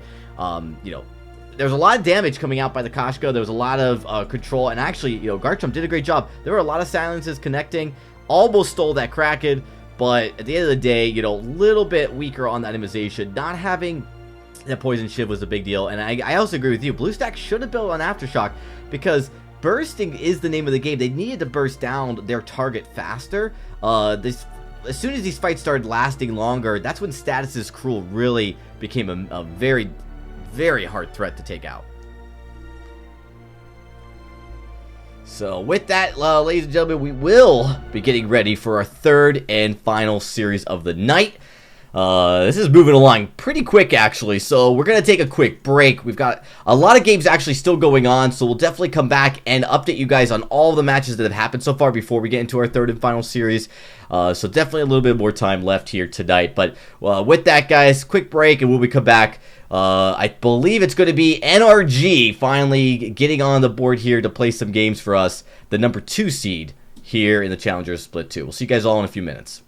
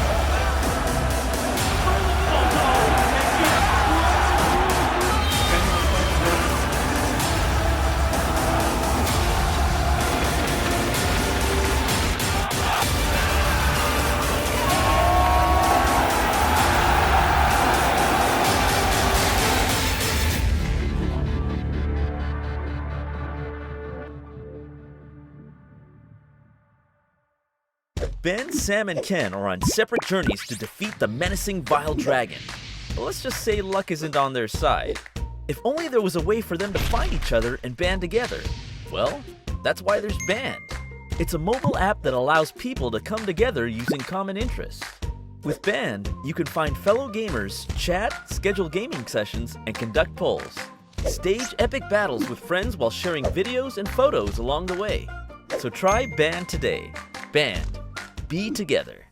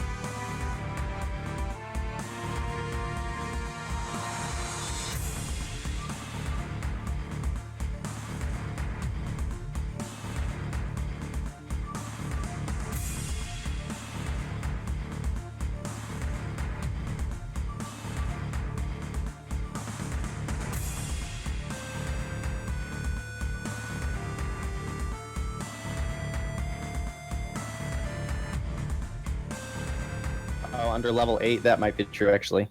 Welcome back, everybody. We are here for our third and final series of the night. We were just talking as we came back on street about the NRG roster and how it's comprised. We're actually going to get into this match. It is NRG going head-to-head against Fable GG. This is going to be a fascinating match. Let's get right into the rosters here. Lightning T, Juan Hernandez, Bradley, and the support Grasscood, the sub, but Grasscood is actually playing today, and that's what we were talking about the last time Grasscood has, played on a competitive match. It's been quite some time here in Challengers, and I think you were mentioning might have been level 8. That's quite some time ago. It was quite some time ago, but Grass is definitely he's no person who hasn't been in Vainglory competitive for a long time. He's jumped back and forth on some teams between North America and Europe, finding varying success here and there. He has particularly moved more into a coaching role now, so it will be kind of interesting to see him move very likely back into the jungle. But I think our player to watch here for this series particularly is going to be Lightning T. He is mechanically such an amazing player.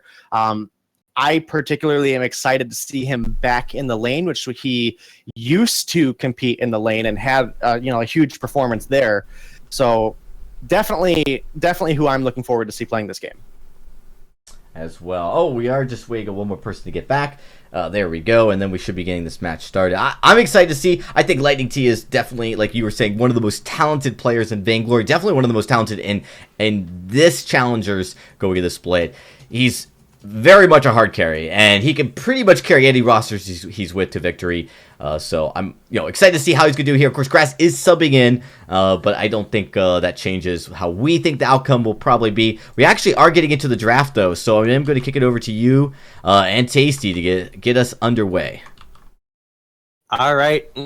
Tasty, with no surprise, the Grace does come off the table early. And now if you're Fable GG, you really have to, take this opportunity to very likely take the Baron off the board. Yeah, you do have some options. You can take the Lyra off the board, allow the Baron through, and then go Catherine Idris or Idris with anything, but they are going to take the Baron away. Now Lyra being available, but so is the Vox, and so the side of Energy are going to look for the Vox first, leaves the Lyra available now for Fable GG to go ahead and try and pick up, and they're going to take the Idris first, perhaps grab the Lyra as well on this rotation. And the nice thing is, when playing on the single ban format, you do have the opportunity to get yourself that duo that's just so strong together on the same side, and I would very much like to see Lyra come through. That's what they're going to go ahead and grab. They are going to grab the Lyra, and now for Bradley, this is very likely going to be either an Arden or a Catherine. I don't see the Lance coming out here. It looks like Grass is wanting to play this Samuel in the jungle, but again, Catherine or Arden. The Catherine particularly to counter the Idris, but the Arden could be picked also to really allow Vox the repositioning that he could use going into this composition. So Samuel, a pretty solid pickup, one that is a really safe pick. You can kind of run it with just about any composition and still do okay with it. The final pick, their captain, putting a lot of thought into this one. And they are going to go with the Lance, though, as the captain. This is in an effort to try and shut down the Idris. If you can land an impale onto him, if you can stun him with the Githian wall, if you just do anything you can to stop that mobility that Idris has, he is a sitting duck. He is very, very squishy target if he's not able to move about these fights. And so that's going to be the focus here for the side of NRG, is just trying to stop that Idris in his tracks. Yeah, definitely keeping Idris off the Vox is going to be what Bradley needs to do. I do like the Catherine more into the Idris, and more particularly into the Lyra. So the stun coming out of Catherine is just more reliable than the Githian wall. There has to be some sort of environment or terrain around that you can stun somebody against. Now, either way, pushing him back is going to be helpful, but if you can lock him up and really allow the Samuel and Vox to just barrage onto him, that's going to be huge. So it's going to be about Bradley landing on the impales here. I do think NRG is just the hands down stronger team here. No questions asked. I think NRG is the stronger team, but you can't take Fable GG lightly. Jamar is a pretty mechanically talented laner himself, and on Idris, if he's allowed to get to that backline, he can be a huge threat.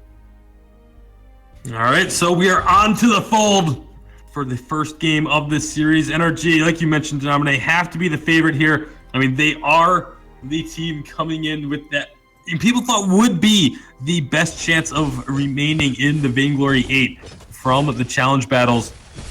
But unfortunately for them, they did fall short. And right now, Bradley going to be going in onto Izzy G, just putting a lot of pressure onto the Lyra. She's going to heal up a bit, but this is still advantage to Bradley for now. Meanwhile, the rest of NRG, both of the damage dealers clearing the jungle together. It's going to get a little bit of extra gold onto Lightning T. He is going to miss out on one minion in the lane, but only missing out. Never mind, make that 2 minions, but 2 minions going to be missed out. Meanwhile, though, while that was happening, I was checking to see his minions. Adrian actually ended up finding first blood onto Bradley, who was going a little bit too aggressive with the lance, but now Jamar going to be in trouble up in the lane. He will fall to the Drifting Dark Malice and Verdicts. Grasscoon evens the score. Yeah, and I'm kind of interested on this this lance. So he did go with a swift shooter first. If you were going to go for any form of damage, you should have gone for the weapon blade, just because of the scaling that lance does have on the impale. And then he did try to commit and steal the farm, followed up with a stun with the slows from Lyra. Celeste was able to find a basic attack to get the kill, and that's going to be, a little bit of first blood bounty in this Celeste, which is going to accelerate her into the late game. Yeah, Celeste really wants to get that early few levels, get up to level 8. It's such a big power spike for a Lightning T. A little bit bold trying to recall in the middle of the lane like that. Izzy's going to prevent that from going through. And but yeah, Adrian, that's going to be one of the big focuses for the side of Fables. They need to get that level 8 out.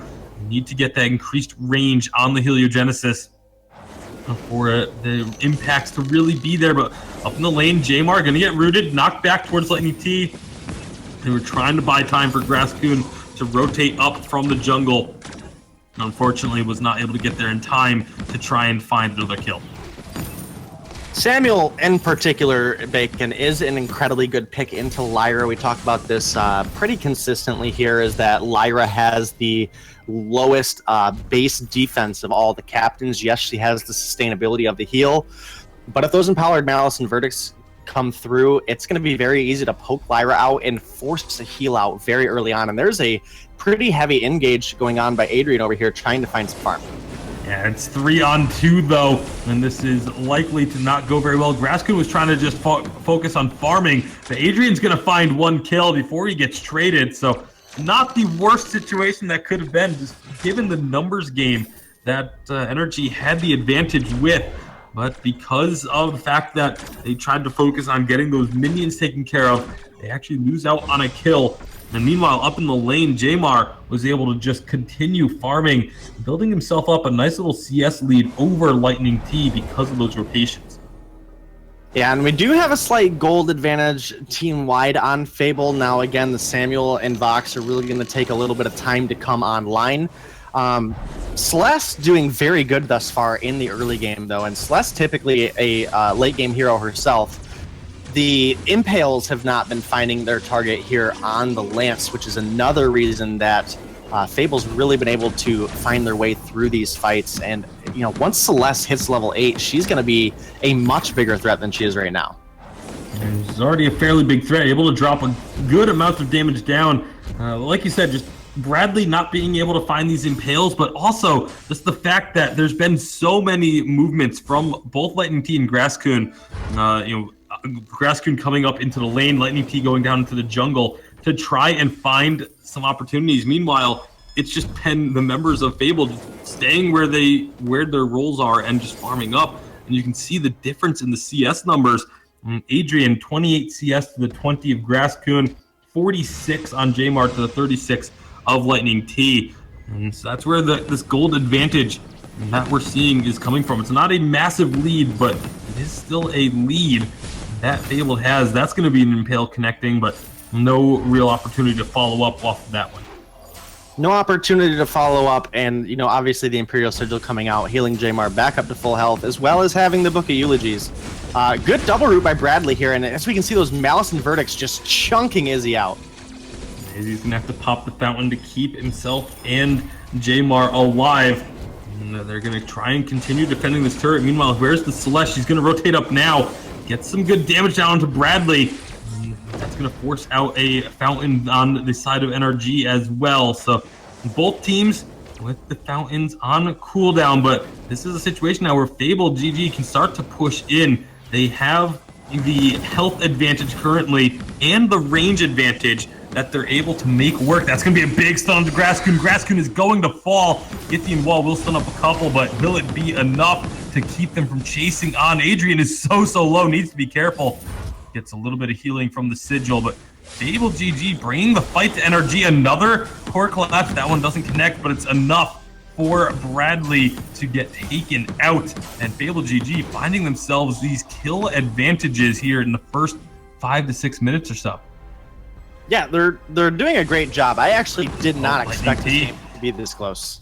Lightning T got very dangerously far forward. Jamar trying to chase him down. 1 second on the chakram. If it's accurate, it's a kill, and it is on point, taking him out with the rebound. And that will be, even though it's not an ace, still all 3 members of NRG going down at some point. Yeah, and this is starting to be a big advantage for the side of Fable GG. Again, we've seen Jamar compete with varying success, but he's usually been the star of his team when he is there. And it's showing right now on this Idris, as well as Adrian's doing a fantastic job on this Celeste. Yeah, that's a lot of damage coming out now. And they're going to be throwing out the Solar Storm, trying to find the kill. Graskun narrowly survives. But are they going to try and push in onto this turret is the question. Lightning T getting taken down very low as well. These Helios starting to really hurt now that Adrian has the range on them. They find 1 kill. Graskun and Bradley trying to defend the turret. Make that a double kill as another Helio comes down on top of Graskun. And Bradley, the only member left to defend this. That's not going to last very long as it's a triple kill for Adrian. And just like that, Fable GG with an ace and a turret going their way. This is a massive upset in the making here for game number 1. It is, and again, I just don't feel the Lance was the right pick here. We have a Crystal Bit now on Lance as well as the Swift Shooter. On top of Lance maybe not being the most optimal captain here, it's also not the most optimal build for Lance. So that definitely, as well as having the lack of impale accuracy, is definitely hurting them right now. But man, Adrian on the Celeste, hitting level 8, using that range to his advantage, finding a kill on Lightning T and Graskun hiding behind the turret. This game is looking pretty good for Fable GG right now. This is pretty astounding. A level 9 infusion could come out from Adrian as they're perhaps finding another fight. Bradley is going to eat a little bit of damage, but they're not going to be able to catch anyone just yet. But Fable GG, the ones playing aggressive, the ones trying to make plays happen. Not something I was expecting to be saying, especially not 8.5, almost 10 minutes, 9 to 10 minutes into this game.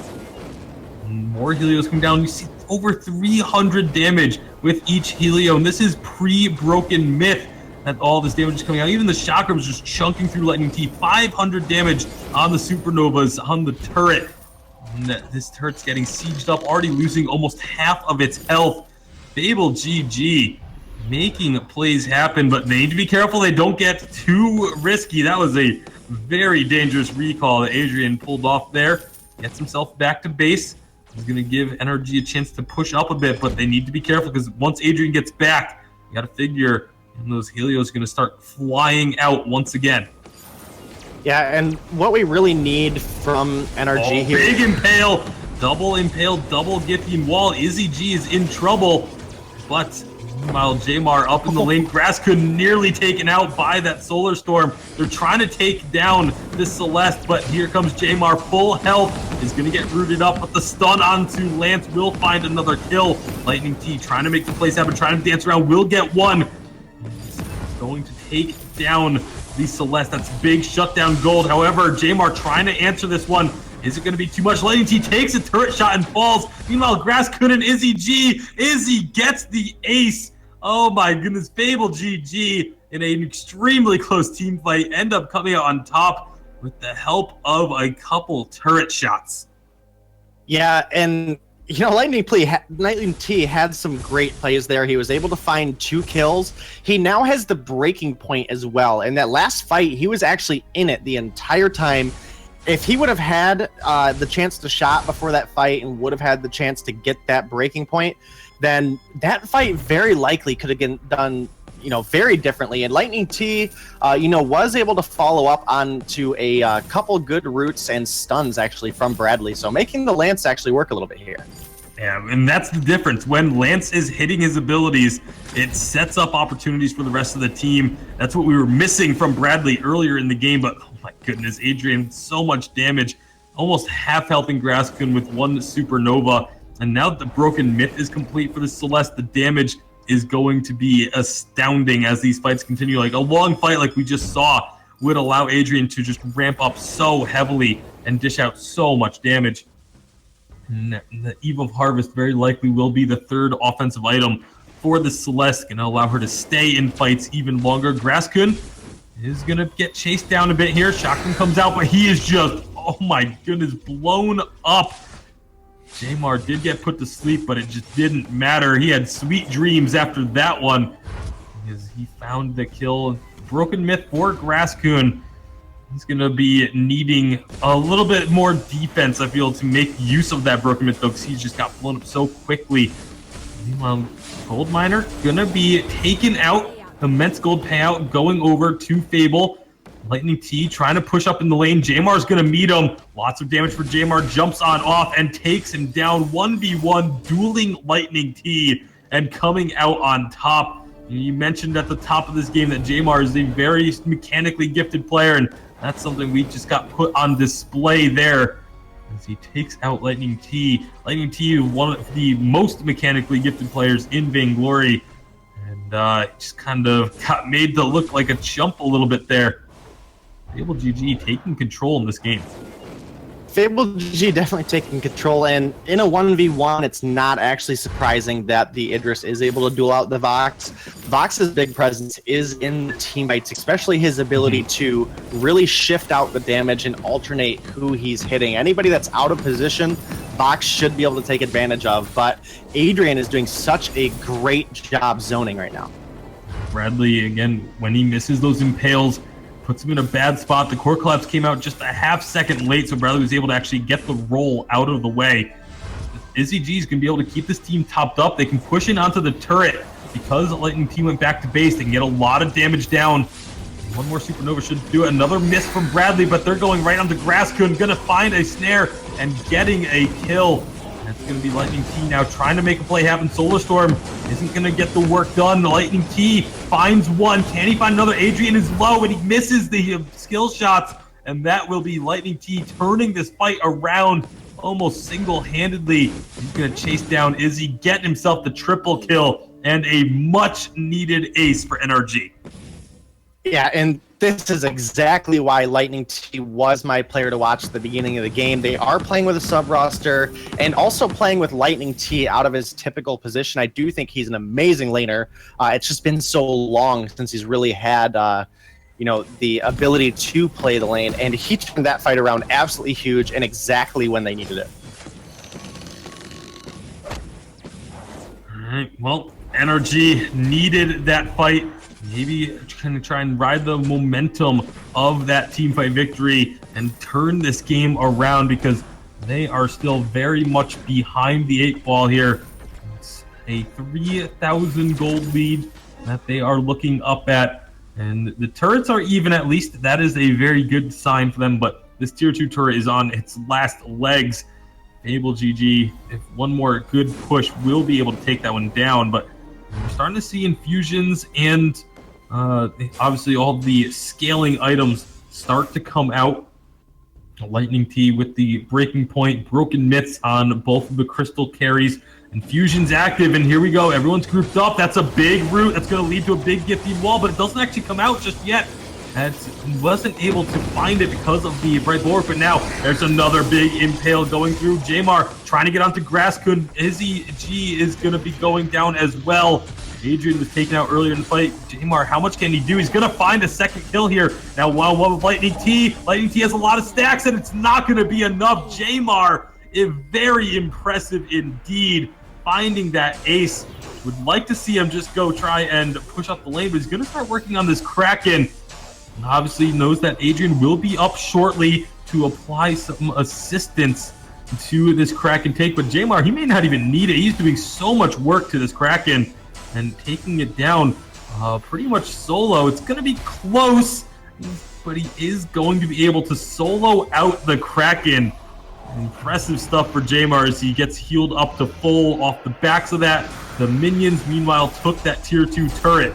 And that is going to be a lot of gold going the way of Fable. And they may just be able to try and push it. If they can find another teamfight victory, it could be game number 1 going over to Fable GG. And Adrian has himself the Eve of Harvest now.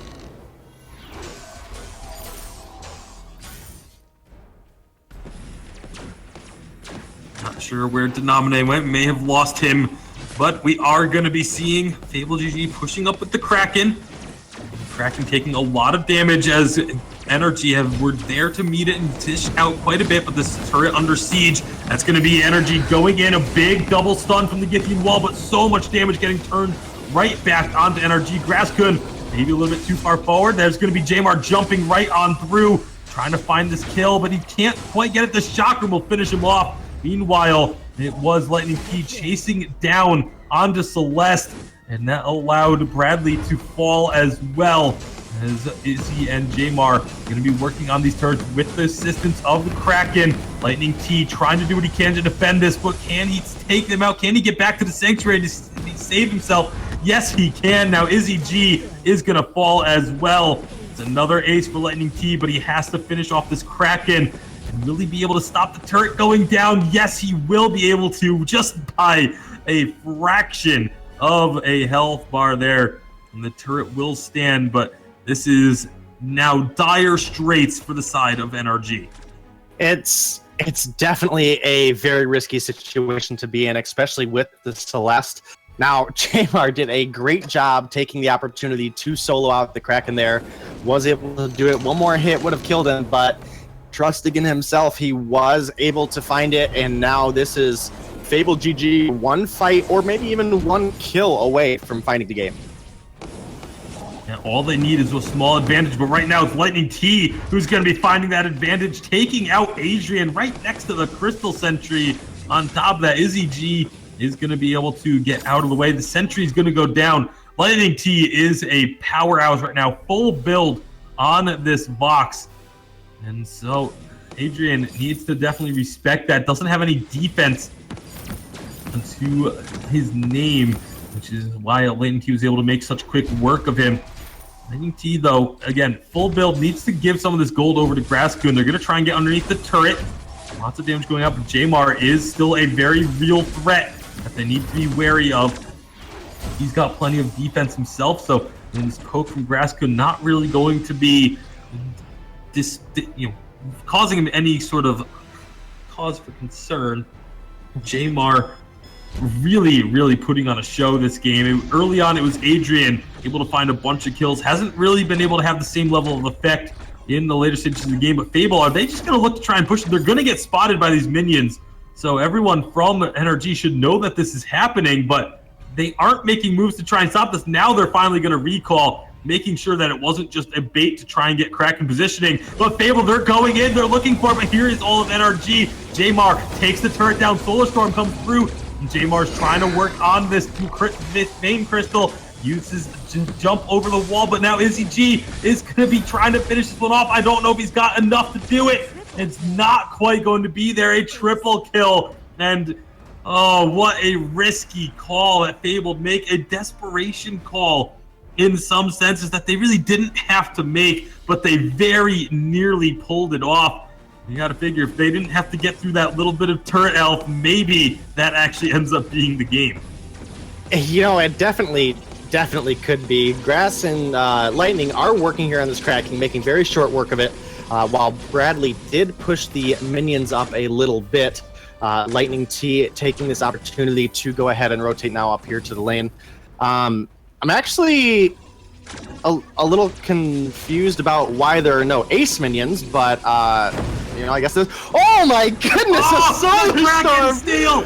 Adrian steals the Kraken with the Solar Storm, and now this could be the chance that Fable needed. Kraken or the team fight has to be focused, and they've taken down Lightning Team. Fable GG have just done it. The root will connect, but it doesn't matter. Graskun is dead, and Kraken is making her way to the base, and Fable GG will take game number 1 of this series. I mean, honestly, I understand Lightning rotating up to try to push the wave out, but those last couple hits missed out there, that's the reason the Kraken got taken. And what a amazing upset here by Fable GG. I have to say, I am incredibly impressed right now. I did not see the game going anywhere near this way.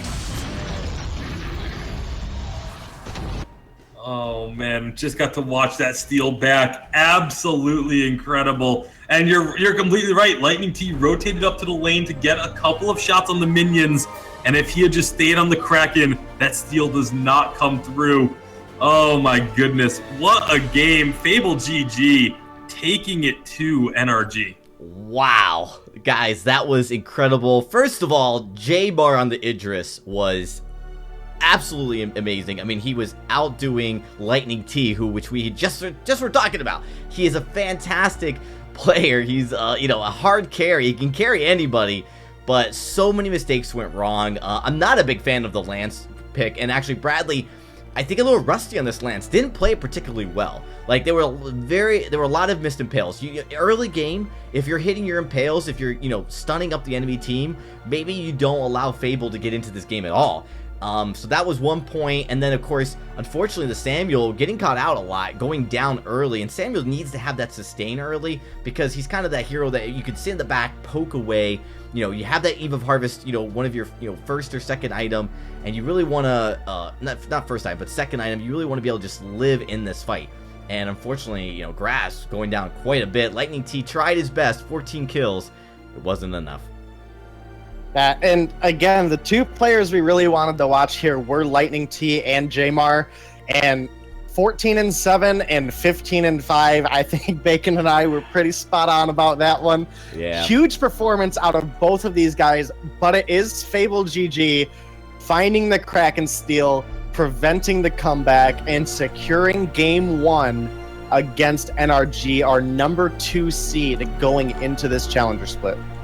Yeah, I mean, it's wild, man. Just how good Jamar played on the Idris, and there's a lot of people that have said Idris is very strong right now, and although typically played with a healer or an Arden into a Baron, it can be played, it's a very strong pick regardless, and I think now NRG going into the next match need to respect that, and they also need to maybe look at trying to get, if you don't get Lyra, if you can't get Grace, maybe you pick up Arden. I don't think the Lance pick was necessarily the best pick into this, and of course, a great job by the Idris, always able to get out of that crowd control as well. So, having a Lyra with an Idris is a very strong composition, something you need to be careful letting through. Yeah, and again, Lightning T rotating up to the lane. When you're playing on that back of the foot, when all of your turrets are gone, I don't think you really take that chance of going up into the lane trying to push a turret, especially with the enemy respawning. And that's really what it came down to. NRG had everything they needed to take that Kraken, find one fight, and make a comeback. And Adrian with the Celeste Snipe, absolutely perfect. Yeah, I won't say the game was over at that point. If anything, NRG was going to get back into it. There was going to be, a Kraken push. It could have gone either way. But once they got that Kraken, it was game over. The whole team was up. All of Fable GG was there. They were able to then, unfortunately, Lightning T went really far forward to try to 1v1 Celeste, but you had Idris right there. It's a 2v1. And then immediately he drops. So a little bit poor timing and decision making by Lightning T at that point. I think he might have been a little bit despaired losing Kraken, and they actually had body blocked, but the Solar Storm is so big, and it does, that damage once it hits, that, it just got enough damage in there to do this. Not only that, the center star travels through regardless. Right. So the outer stars do collide with the first target and disappear, but the center star goes through, and that's really the one that does the most damage. So, we do obviously see the 2 healers come out here, and a first pick Arden to me is super risky here. So this is going to give Catherine and very likely either the Baron or the Idris over. Actually, they do lean towards the Kestrel. I'm not sure I like the flex pick here with Baron on the table, just because, again, we have 2 captains playing for the side of NRG, as well as not only is this 2 captains, it's Crystal Kestrel in general can be very difficult to play, especially if there's any kind of AoE defined, and there's going to be the Idris locked in for Jamar here. And, if a Crystal Kestrel gets trapped in a gauntlet, it's going to be a nightmare. Yeah, and it's also worth noting, too, that, that it is Arden Idris together, but having the Catherine and Kestrel on one side does mean that, if Grasscoots can start laying in a bunch of shots, there's not going to be a whole lot of ways to defend you early. Like, early game, this is definitely going to be the Kestrel that should be able to run over the Arden and Glaive in the jungle. The Glaive comes in as that last pick, and that kind of is interesting because, I think it's a good pick, but there were so many junglers they could have picked that could have allowed them to push and be more aggressive early, as the Idris scales really well into late. And I don't know if Glaive's the right call, but likely they're going to go this utility Glaive, right? I actually would lean towards this is probably going to be Jamar aiming for a Crystal Idris and the Weapon Glaive. Weapon Glaive in particular handles incredibly well into both Kashka and into Kestrel. They're both very squishy, especially since Lightning T is going to go with probably a very, very offensive heavy build. Is very likely going to complete a Sorrow Blade, work into that Tension Bow, then a Monocle, then either another Monocle or a Tornado Trigger. So if Glaive is able to get to Kestrel, it's going to be a matter of time before she gets deleted. So Jamar is going to start with the Book of Eulogies. Adrian does start with the Double Weapon Blade. This could go double weapon and just dive heavy, or we could see the Crystal Idris come out, which is very good into Kashka. Well, we're heading into the full, so I'm going to kick it back over to you and Tasty Bacon to get us into the action. All right, thank you very much, Dragonborn, and we are on to the fold for game number 2. Fable GG going to look to complete this upset over NRG. Lightning T on the Kestrel, and Bradley with the Catherine. Those are 2 very strong counters into an Idris, but with it very likely going to be ending up as a Crystal Idris.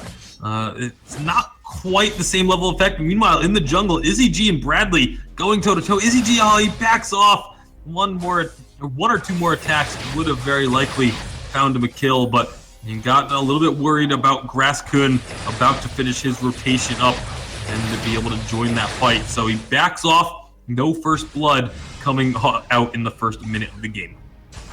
No first blood, definitely close. Grasskun going way far. Knocked underneath the turret, but will be able to get away. However, Bradley, narrowly escapes as well. Is so close for Fable to finding first blood in this game, but not quite able to solidify it. Bradley should probably just go back to base at this point. I mean, he's not really going to be able to contribute anything if he sticks around. In fact, he's just going to get 1 stun and then go back to base now. So you got to get that stack. The stack's so important for Catherine as you get into the later stages of the game. But this is going to allow Adrian, again, early game, we saw Adrian in game number 1 have a very strong effect. Kind of fell off a bit towards the mid to late game, but Jamar was able to pick up the slack. We'll see if we end up having a similar situation here in game number 2. Again, this Fable roster definitely impressed me. I thought this was 100% going to be NRG taking away the wins easy. And man, Fable played that last game so well. I do think a lot of that was attributed to Adrian on the Celeste. He had absolutely great plays, and Jamar has now committed into the Crystal Idris. So the real win condition here for NRG is when Glaive does go to Afterburn in, the Afterburn needs to be blocked or missed due to a active camo, and then Lightning T just needs to lay as many Glimmer shots down as he possibly can, while Grasscoon tries to help blow up the glaive. The aftershock here on Koshka will get the highest gold value out of any items here, because glaive's health pool and aftershock is a percentage of total health. So definitely think we're not going to see a Shatterglass Broken Myth Koshka come out here. It's definitely going to be an aftershock. Yeah, that's pretty much most likely to be the case, but we'll see. He's going to be finding a little bit of trouble here with Adrian. He gets himself out to safety, though. Lightning T and Bradley going to try chasing. The Chakrams going to start hurt. Grasscoon rotating all the way around and finding a nice flank, but not quite going to be able to take Adrian down. The Vanguard will keep him alive. This is an opportunity, though, for Grasscoon to steal away some jungle camp. So nice move there from Grasscoon to enable this to happen. Jamar, however, going to have to be careful. Lightning T has some pretty impressive range going with this Kestrel. As long as these glimmer shots hit, it does a ton of damage. The Chakrams need to be just as accurate as the glimmer shots do. Adrian makes his way back into the lane. That may have been a mistake because Grasscoon followed him up, and first blood will go over to NRG as Grasscoon finds that kill. And they're going to be chasing down, looking for more, diving underneath the turrets. Not able to find that kill, with Jamar in trouble, uses the dodge there to get himself out of harm's way. Is Bradley going to pay? No, not quite. Oof, lots of low health bars, but only the one kill. Only the one kill, and I think Fable was a little worried to chase down Bradley there. He was one, maybe two hits from Arden away from death. They had no vision on Grasscoon, and this Koshka does so much damage here in the early game that, you know, do you really chase down the captain and risk 2 kills from Koshka? Yeah, it's definitely the right choice was made to back off. You don't want to take those unnecessary risks, because even if they got that kill, like, there's nothing they gain off of that kill. They aren't going to be able to push any objectives. They aren't going to be able to invade the jungle because of that kill. It would have been a virtually meaningless kill to pick up. And so, right call made by Fable GG. Tension Bow completed for Adrian. That's going to be a nice little power spike early on for the Glaive as he rotates up, especially going to maybe find an afterburn, but he's going to get stunned up with a Yummy Cat and Frenzy. And Jamar not really able to get involved in this fight, but the big afterburn, there's that Tension Bow proc onto the Kestrel, finds a kill for Fable. And now Grasscoon still trying to stick around. Long cooldown, obviously, on the afterburn, so he doesn't have to be afraid of that coming out anytime soon. But excellent work, Fable, finding that kill, and really nice job by Adrian to save that attack. That Tension Bow proc, not using it in the thick of things, waiting until they could get onto the Kestrel, which was the target that they really wanted. Yeah, and again, the Weapon Glaive just handles so well into Kestrel. She goes a very offensive build, and that's really going to be the win condition here for the side of Fable GG. If they can find a kill onto Lightning T, this Koshka is going to fall off more and more as the game goes on. So as we move into the late game, Koshka becomes, she goes from being an active assassin camo to a stun onto utility Adrian. hero. That's what you were talking about earlier, Denomine. Sorry to cut you off there, but that play of the afterburn missing because of an active camo trap and then immediately finding the stun, there was no hope for Adrian once that active camo got popped. Yeah, and definitely the stuns here in the early game. Grasscoon with a huge Yummy Catnip Frenzy, and they are looking for an ace here. Not going to find it, but they're going to find a turret instead. Yeah, they should be able to push this turret, although Adrian's coming up with an afterburn. Can maybe find a kill, but he hits Bradley, not the target you wanted. He is still going to find the kill onto Grasscoon, but now he might be in trouble with Lightning T. With those minions cleared out, they don't want to go back underneath that turret. Adrian needs to be careful. He's still going to take a bit of damage here as they wait for Jamar to make his way back to the lane. With this Crystal Idris build, though, Jamar, when these siege attempts start to happen from the side of NRG, this Crystal Idris is really good at both sieging and breaking sieges, just because of how much flat damage comes out from the Chakram. He's able to clear waves very quickly. He's able to just chunk health bars down. Once waits for that Storm Guard to be off of the Catherine, finds some good damage onto Bradley. And that was really just one Chakram and a bunch of basic attacks, knocking Bradley to about half health. There's the rest of Fable. They need to get in position to help defend this turret. Jamar going to be eating a lot of damage from Grasscoon. Having that aftershock is really working wonders here early on. They're going to look for an afterburn. feel like they really should. Adrian should try and knock, even if you get Bradley and knock him into the turret in that situation, I think it still works out for you, but one shot's going to tag Izzy G. And NRG still just trying to posture up, looking to siege this turret down. Shotgun gonna foul, stun onto Jamar, and they blow him up. Koshka again making these plays happen. Yummy Cat and Frenzy will get another stun onto Adrian. Uses the afterburn defensively, almost picks up the kill in the grass gun, decides to try and go back in and chase it. Big mistake, as he's gonna end up falling. And the turret also goes down in favor of NRG. And this game is looking a lot more like I thought the first game was going to go. NRG taking a lot of advantage, making sure they're using this castle properly. Lightning T has been incredibly accurate with the Glimmer shots. And, you know, even into Izzy G, the Glimmer shots do a large chunk of damage. Lightning T has committed to that Tyrant's Monocle second item and now has a heavy steel. So maybe looking for another Sorrow Blade, but I'm going to lean towards probably going to go the breaking point route, which into the glaive, I can see, you know, the glaive art and the fights are going to be kind of long. But again, your win condition is to blow glaive up when he engages. So I, you know, really would have liked to see the tension bow crit build come out of Lightning T. Yeah, it would have been an interesting one, but it's going to go for the... He may still be going for a lot of crit, obviously, with the Tyrant's Monocle already in inventory. Nice block on the Blast Tremor. Grasscoon was dropped very low during the skirmish, but so was Adrian. And so Fable, they're going to back off. They're starting to slip a little bit further behind. It's almost a 3,000 gold lead for NRG as the gold miner is going to go down in favor of them. That's going to increase their gold lead now up to almost 4,000 in their favor. So nice job by NRG rebounding after the game one loss, having a much better game number two, at least thus far. They do have to be careful though, because this Idris, once it gets that broken myth online, is going to have some massive damage potential. The worry here for Fable is, are they too squishy? Because every time they've gotten a stun from Bradley onto one of these targets, they have just been absolutely deleted due to Grasscoon and Lightning T able to jump on them and take out their health bars. Yeah, and again, Catherine is just such a better captain than Lance right now, and this is what we're seeing. You know, once the glaive commits in, there's so much stun potential out of the side of NRG that it makes it incredibly dangerous. You know, glaive does have a high health pool, but if you're stunned up for 3 seconds and Kestrel is just raining arrows in your face, you're not going to live very long. It's definitely a tough one, especially the weapon Kestrel. If those arrows are hitting onto you, it does so much damage. And it can just really just melt through your health. Adrian, maybe? Nope, not going to be in trouble here. But Jamar, he is up in the lane.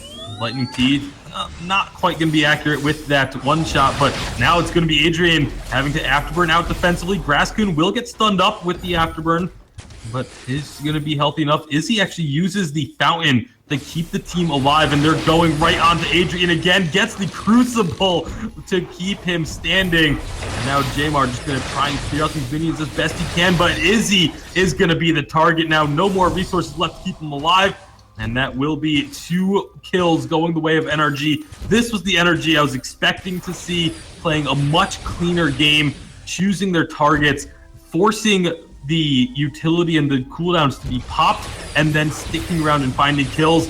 Turret's going to go down, and very likely will be Adrian falling as well. Not going to be an ace, but it is NRG pulling further and farther ahead.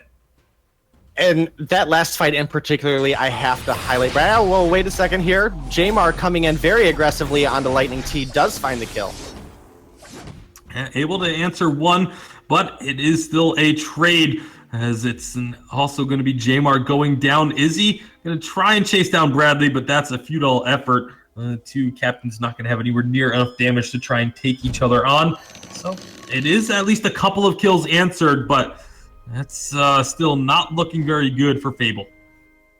Yeah, and in that last fight, you know, at the turret, Bradley had a great fountain. As soon as he seen Glaive step up, trying to capitalize on Grasscoon being incredibly low on health, he popped the fountain as Glaive went to afterburn in. Grasscoon lived with just a sliver of health, and they were able to find the kill on Glaive for overcommitting.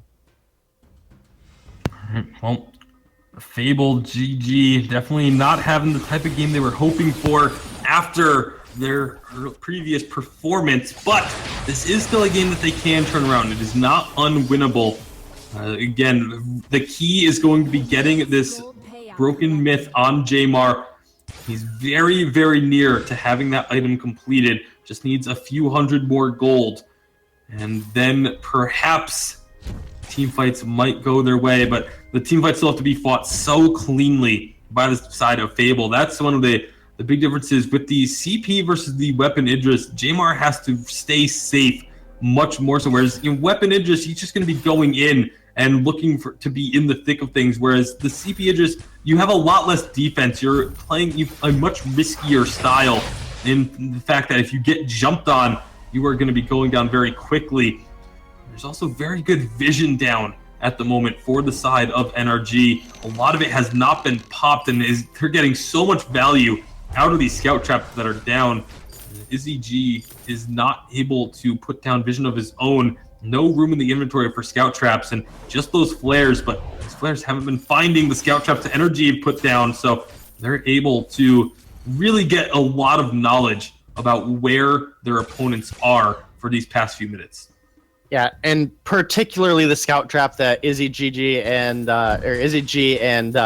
Adrian just now popped. I mean, I could have counted probably 10 passes past that scout trap in the last 30 seconds. So they had almost constant vision of Fable. They knew what they were able to do. They pushed their jungle in, and we're sitting at a 6,000 gold lead for NRG right now.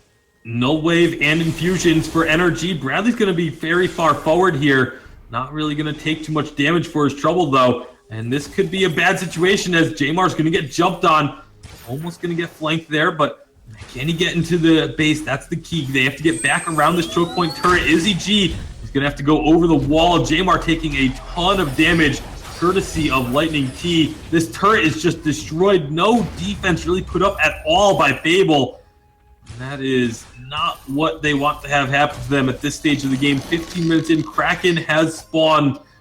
And Fable GG need to try and do something here because this is looking like NRG might just run away with this game if Fable aren't careful. Yeah, and this game is looking great for NRG right now. Lightning T did go with the breaking point, but did go into Graskun gonna ult onto Jamar. Jamar blocks it. Graskun in trouble now, but he's not gonna get afterburned away. Instead, it's Izzy G the first to fall. No utilities used other than the gauntlet. That is devastating, and that's gonna be an easy cleanup. Triple kill for Lightning T as the one shot finds its mark. An ace for NRG. They're not even going to bother with the Kraken. They want to push in. They've got ace buff minions in the base, and they should be able to finish off this game. We are going to go to a game number 3. And again, the Glimmer shot's so huge coming out of Lightning T. Double Monocle, Sorrow Blade, breaking point. 4 Glimmer shots killed Izzy G. And again, taking the captain out, maybe not always your primary target, but when you take him out that fast, there's absolutely no harm or foul in that.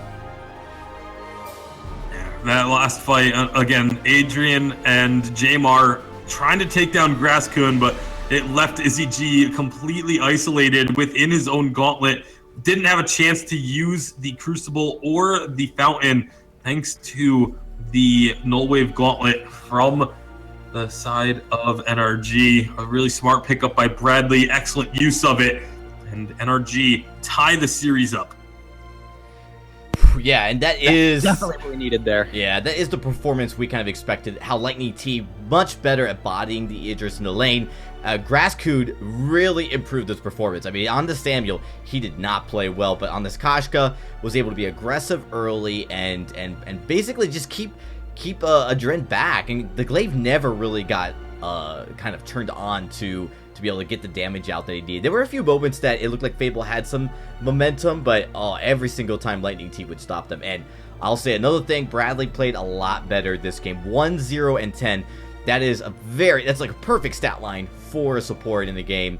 So that I would say is probably the biggest difference maker is how good he played on the Catherine versus his Lance game. That being said, I also think it's worth noting Fable played like completely different this game to Nelamani. Like it almost felt like there were times where they were just not really sure what direction they were going. That one fight with the gauntlet coming down, the gauntlet comes down, but Arden just gets stuck, and his carries are off, and they can't decide if to go back into the gauntlet or leave the gauntlet. A little bit of a mess. And again, Lightning T, on Kestrel in particularly, you can't go with this very offensive build. Again, the active camo is really your defense. So the reflex block obviously helping a little bit. But man, once either the Arden or the Glaive committed, it was 1, 2, 3 shots. Lightning T killed somebody. So definitely, Right. the gameplay we expected to see out of Energy Game 1 coming out here. Yeah. But we've seen this Fable GG team can take a game off of NRG. So this is going to be interesting going into game number 3 here. Yeah, I mean, maybe it was a fluke, right? Like, coming out the gate, maybe just, knocking off some rust from not playing for a while in Grasscoot, or maybe I would say, honestly, their composition in NRG Game 1 wasn't particularly strong. I do like the weapon Idris much stronger, and I'm really disappointed. They had an opportunity to pick up like a strong Crystal Jungler and run the weapon Idris with the Arden, and I just felt like that would have been a really strong composition. They could have picked a Samuel, whose level 2 is very, very strong. They could have picked, anything really, and I just little concerned. So maybe A side drafting not great. We'll go back to B side as we get started. And it does look like we have Juan Hernandez coming back in, so I think we should see a very similar game to game number 2 there, with NRG having the lead.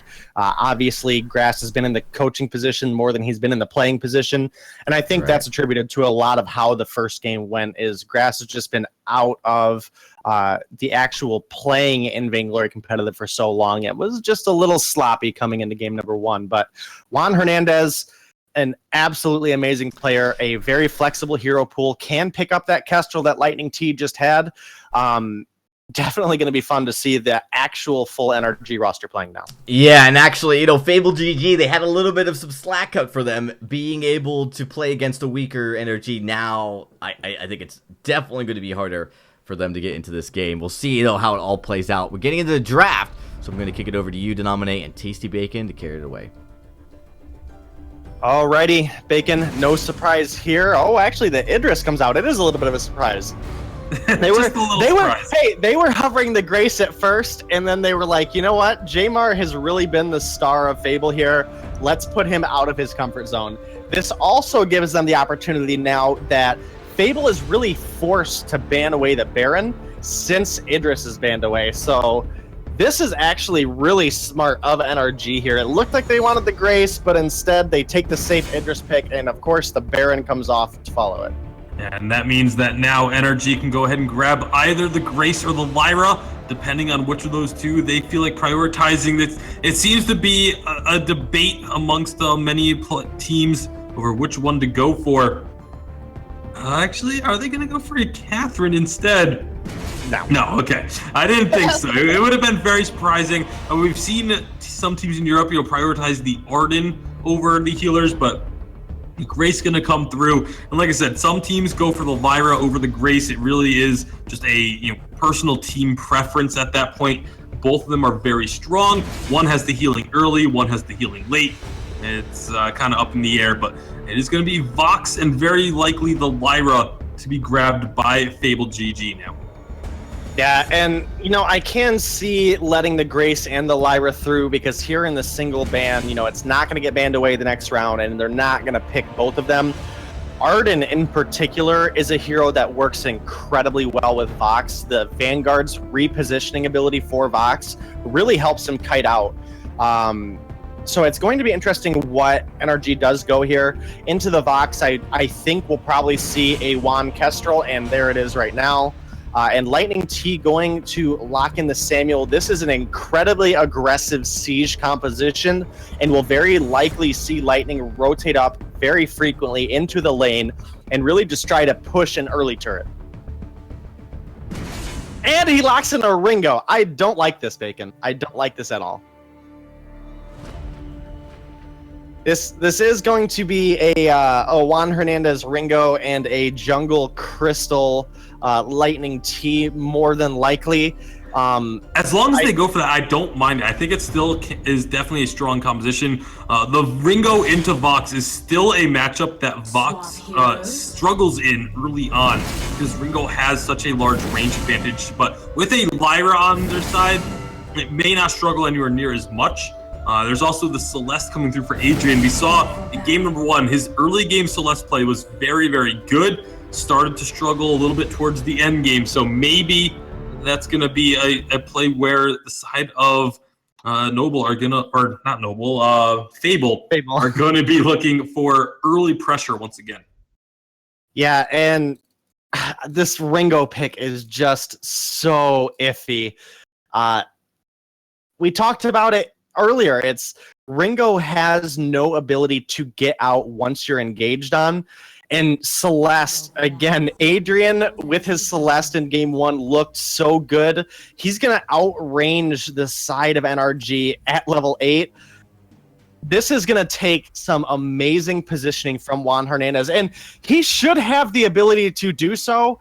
It's just going to be difficult with Adrian's ability to really zone out a fight and Izzy G's ability to really narrow people down once they try to commit. NRG are pretty much going to look for all-in engagements with the Kestrel and the Ringo. That's really what you have to do, the CP Kestrel in particular. You don't have the ability to pop into active camo on a whim. And so it is going to be game number 3, NRG and Fable GG. Many probably did not expect this to be a game 3, but here we are. Bradley trying to run interference against Adrian and Izzy, and now he's got Lightning T rotating over. Glimmer Shot's going to start coming out, but Bradley just trying to run interference, getting some good damage onto Izzy. This is just allowing Lightning T to steal away the forward camps. That's all they're really going to get out of this, although Bradley still going to be going aggressive. I'm not sure what he was really looking to accomplish there, other than maybe making sure that there was no contest at this Ancient Treant. Yeah, definitely making sure there was no contest. Lightning T, these Glimmer Shots, he should be able to clean up all of his farm incredibly easy, especially the back, since he can hit through both of them at once. This game's really going to come down to Juan Hernandez's ability to get past the Celeste zoning and essentially try to explode Jamar is really what's going to have to happen here. Lightning T very likely just going to try to poke out Izzy G and burn a Crucible or a Fountain early. And man, Bradley finding a very impressive early kill here on this Grace. Yeah, gonna steal away the Treant as well. That's gonna keep him alive as he tries to escape. If Izzy G tries to chase this, he's gonna be in some trouble for Lightning T. That's gonna be a nice knock-up, and Lightning T should be able to finish off this kill. Izzy trying to juke it out, but not gonna be able to get away. So another kill going the way of NRG early on in this game. And again, with the full NRG roster, game 2, we started to see what we more expected from NRG. I feel like in this game, this one should be even more of what we expect out of this team. It really should. Again, as we get to level 8 on Celeste, that's really where I'm worried, is that the Ringo's range just can't compete with the zoning ability of Celeste. Now, again, this is Juan Hernandez back, though, so positionally, the skill difference is going to make the biggest difference in the fights. So Lightning T gonna very likely want to dance around to the back line or just push right through Izzy GG's face. I keep saying Izzy GG because it's Fable GG. Well, Bradley gonna try and stop Adrian from stealing away this Treant, but he's gonna get it. The Core Collapse doesn't connect. Movement speed boost thanks to the Sigil will allow Adrian to get out of here alive, but Lightning T still chasing him down along with Bradley. They're going to have the ability to get that slow. Maybe a knock-up will connect. Glimmer Shots need to refill those arrows. One more will do it, but he's out of range. And that will be Adrian securing the back Treant as well. Bradley and Lightning T, unfortunately, unable to find their marks. Now Adrian right back up to full health. Lightning T so low on energy. These Glimmer Shots not hitting, this is going to be trouble for NRG. Bradley still trying to run. Izzy G is low. You got me doing it now, Janamine. But they still find the kill onto Lightning T. Able to take advantage of the aggression from NRG. But meanwhile, up in the lane, Jamar is going to be trying to push this lane back. Yeah, and unfortunately that last glimmer shot from Lightning T did miss Izzy G, and it did go straight past to Adrian. Otherwise, that would have been at least a 1-for-1 trade going over to Lightning T. They are still up 2-1, as well as having a 2,000 gold lead, which is, definitely, where NRG wants to be going into this Celeste. They don't want her to have the advantage again, and they are making short work of this game right now. We'll see if they can keep this pressure up. Lightning T, again, trying to just play aggressively. One shot's going to go by the wayside, but now that ultimate is available, expect it to pretty much be used on cooldown with a Crystal Kestrel.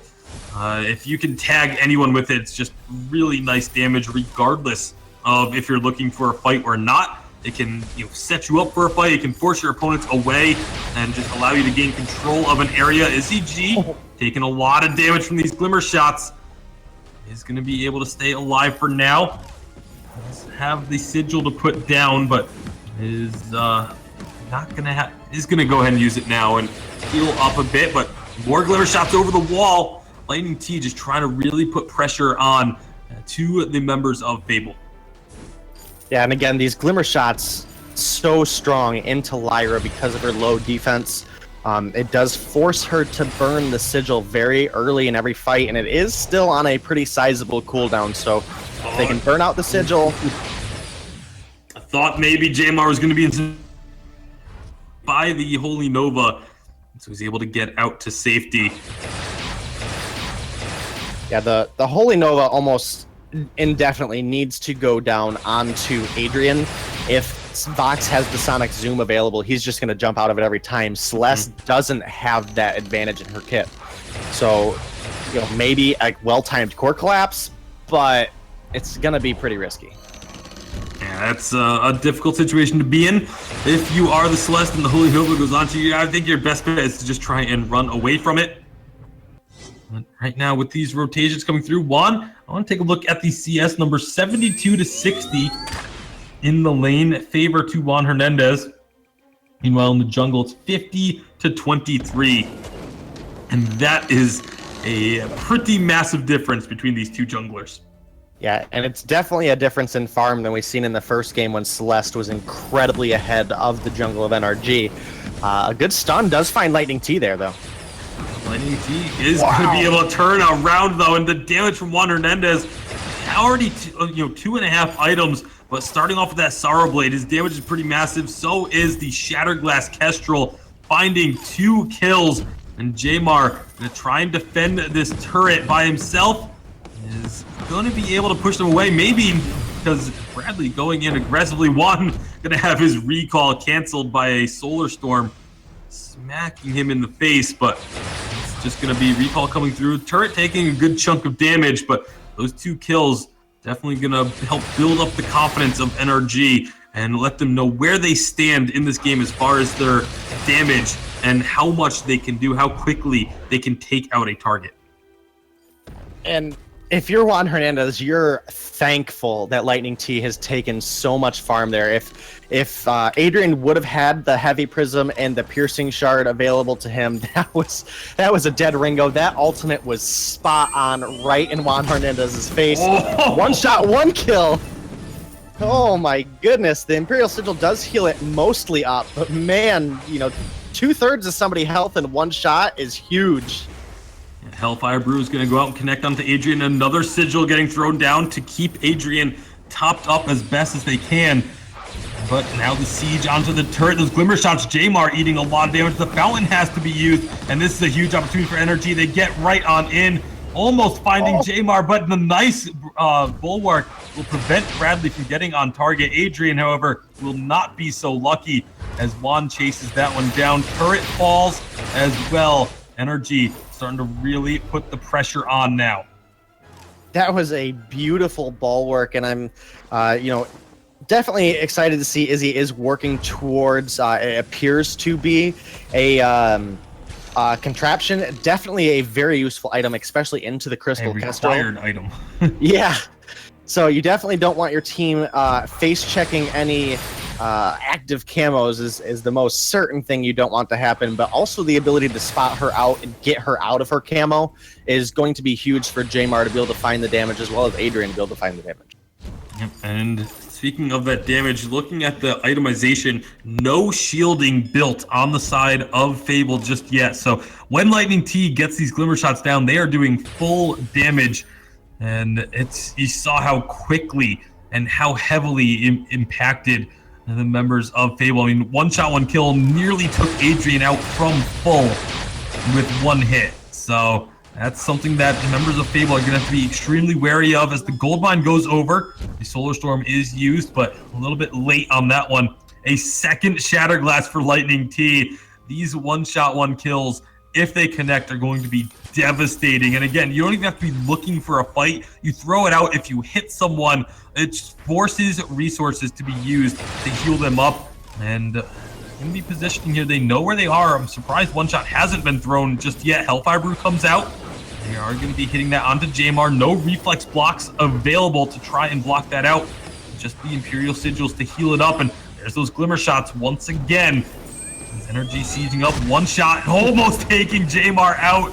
Meanwhile, that's going to be the heal going on Juan Hernandez as he stutter steps his way through the fight, finds one kill, but gets traded. Lightning T still going to be hanging around, still has lots of damage, wants to try and siege up on this turret. Next minion wave perhaps, but Izzy G is going to be his target, so is Jamar as he switches over. Bradley doesn't get the Holy Nova down, but this turret is going to be falling. One more shot will take it out. Bradley nearly falling, but it is a second turret destroyed for NRG. Yeah, and NRG extending this gold lead now 6,500, as well as obviously having 2 turrets up. This is looking like NRG definitely should be able to take this game. Adrian is just incredibly far behind right now. We are almost 12 minutes into the game and does not have anywhere near enough gold to complete his second item, while Lightning T is a couple hundred gold away from completing his third tier 3 item, which is going to be that clockwork. And once that clockwork's out, the cooldown on the one shot is going to be so low. And firing off a massive ultimate every 20 seconds or so, maybe even less. I don't remember the exact numbers on it, but we're going to find out because the clockwork has been completed. Lightning T is on his way to level 12. Very likely to max out that ultimate as well as he gets himself into position. No vision to spot him out. He doesn't get the stun onto Adrian.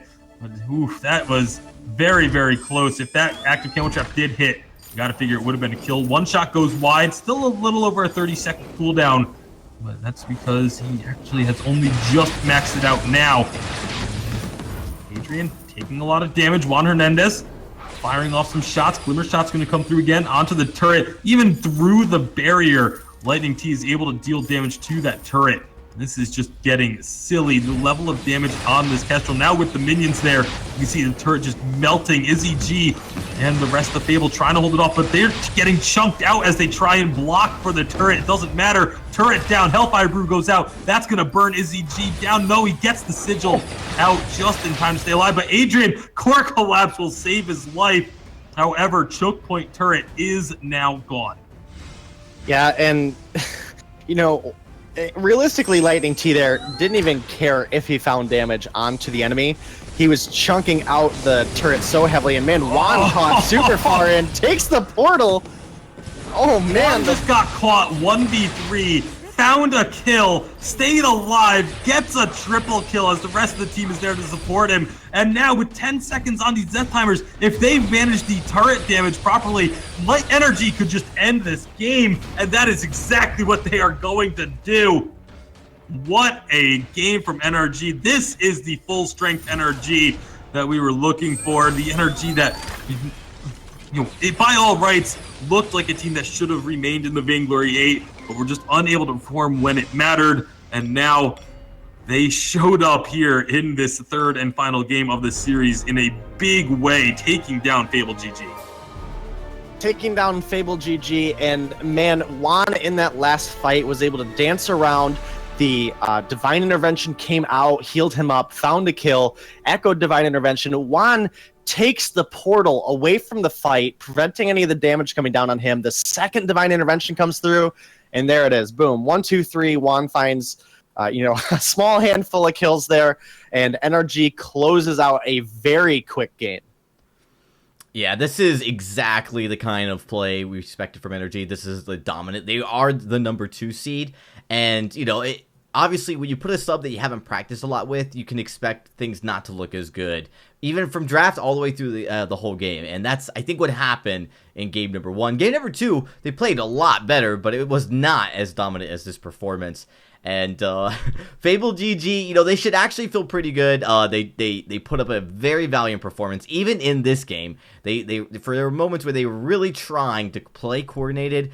And at one point, like you guys were mentioning, they got on top of Ringo. But Juan Hernandez was so far ahead in farm. He was so well stacked. And of course, you have a Grace there that's going to give so much barrier and health. Back to you, he was able to survive. Actually, and really impressively, I don't know if you guys noted it too as well, goes back through the portal to reposition himself and kind of throws off the whole Fable team as they were dealing a lot of damage. So GG, well played, guys, as this does conclude day number 1 of Group B for the VIS here, guys. You've been watching split number 2 here in the summer season. This is the VIS Challenger Series, and almost all the matches have concluded. Let me just take a quick look at the bracket to see if there's any major surprises. Obviously, with NRG winning, actually pretty notable, Ardent Esports has beaten Star Bombers 2-0. That's a little bit of an upset because that is a 10 seed to a 7 seed, and a lot of questions around Ardent Esports. Some of their members have left, joined other teams. Pretty impressive to see. They're going to be making it to the final winners bracket match before potentially qualifying for the playoffs next week. We'll have to see how that works. Also looking at the elimination bracket, no major surprises, although we do have a 31 seed Synergy beating an 18 seed, so a little bit of an upset there. Some pretty exciting matches all around. Ladies and gentlemen, we will be ending our stream now, but make sure you guys tune in next Tuesday and Wednesday for the conclusion of group play here at the VIS Challengers for split number 2. A lot of exciting matches. This is the split where we're going to crown the first ever king of the Challenger Series, as a cross-regional championship cup will take place at the Live Championship this year at the Summer Live Finals. You guys are not going to miss all the action here at the VIS League. Till then, guys, we'll see you guys next week. Good night.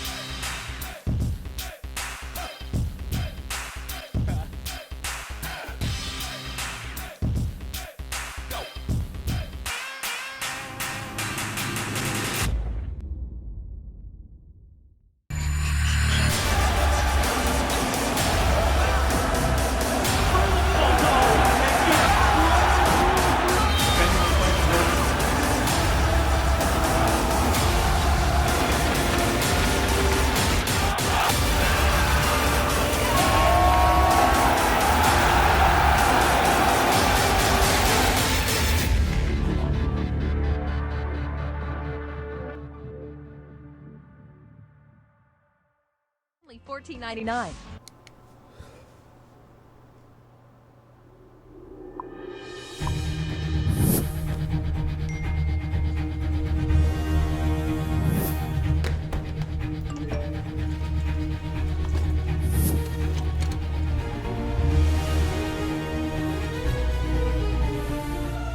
Don't miss the call. Download Band. Communication made easy.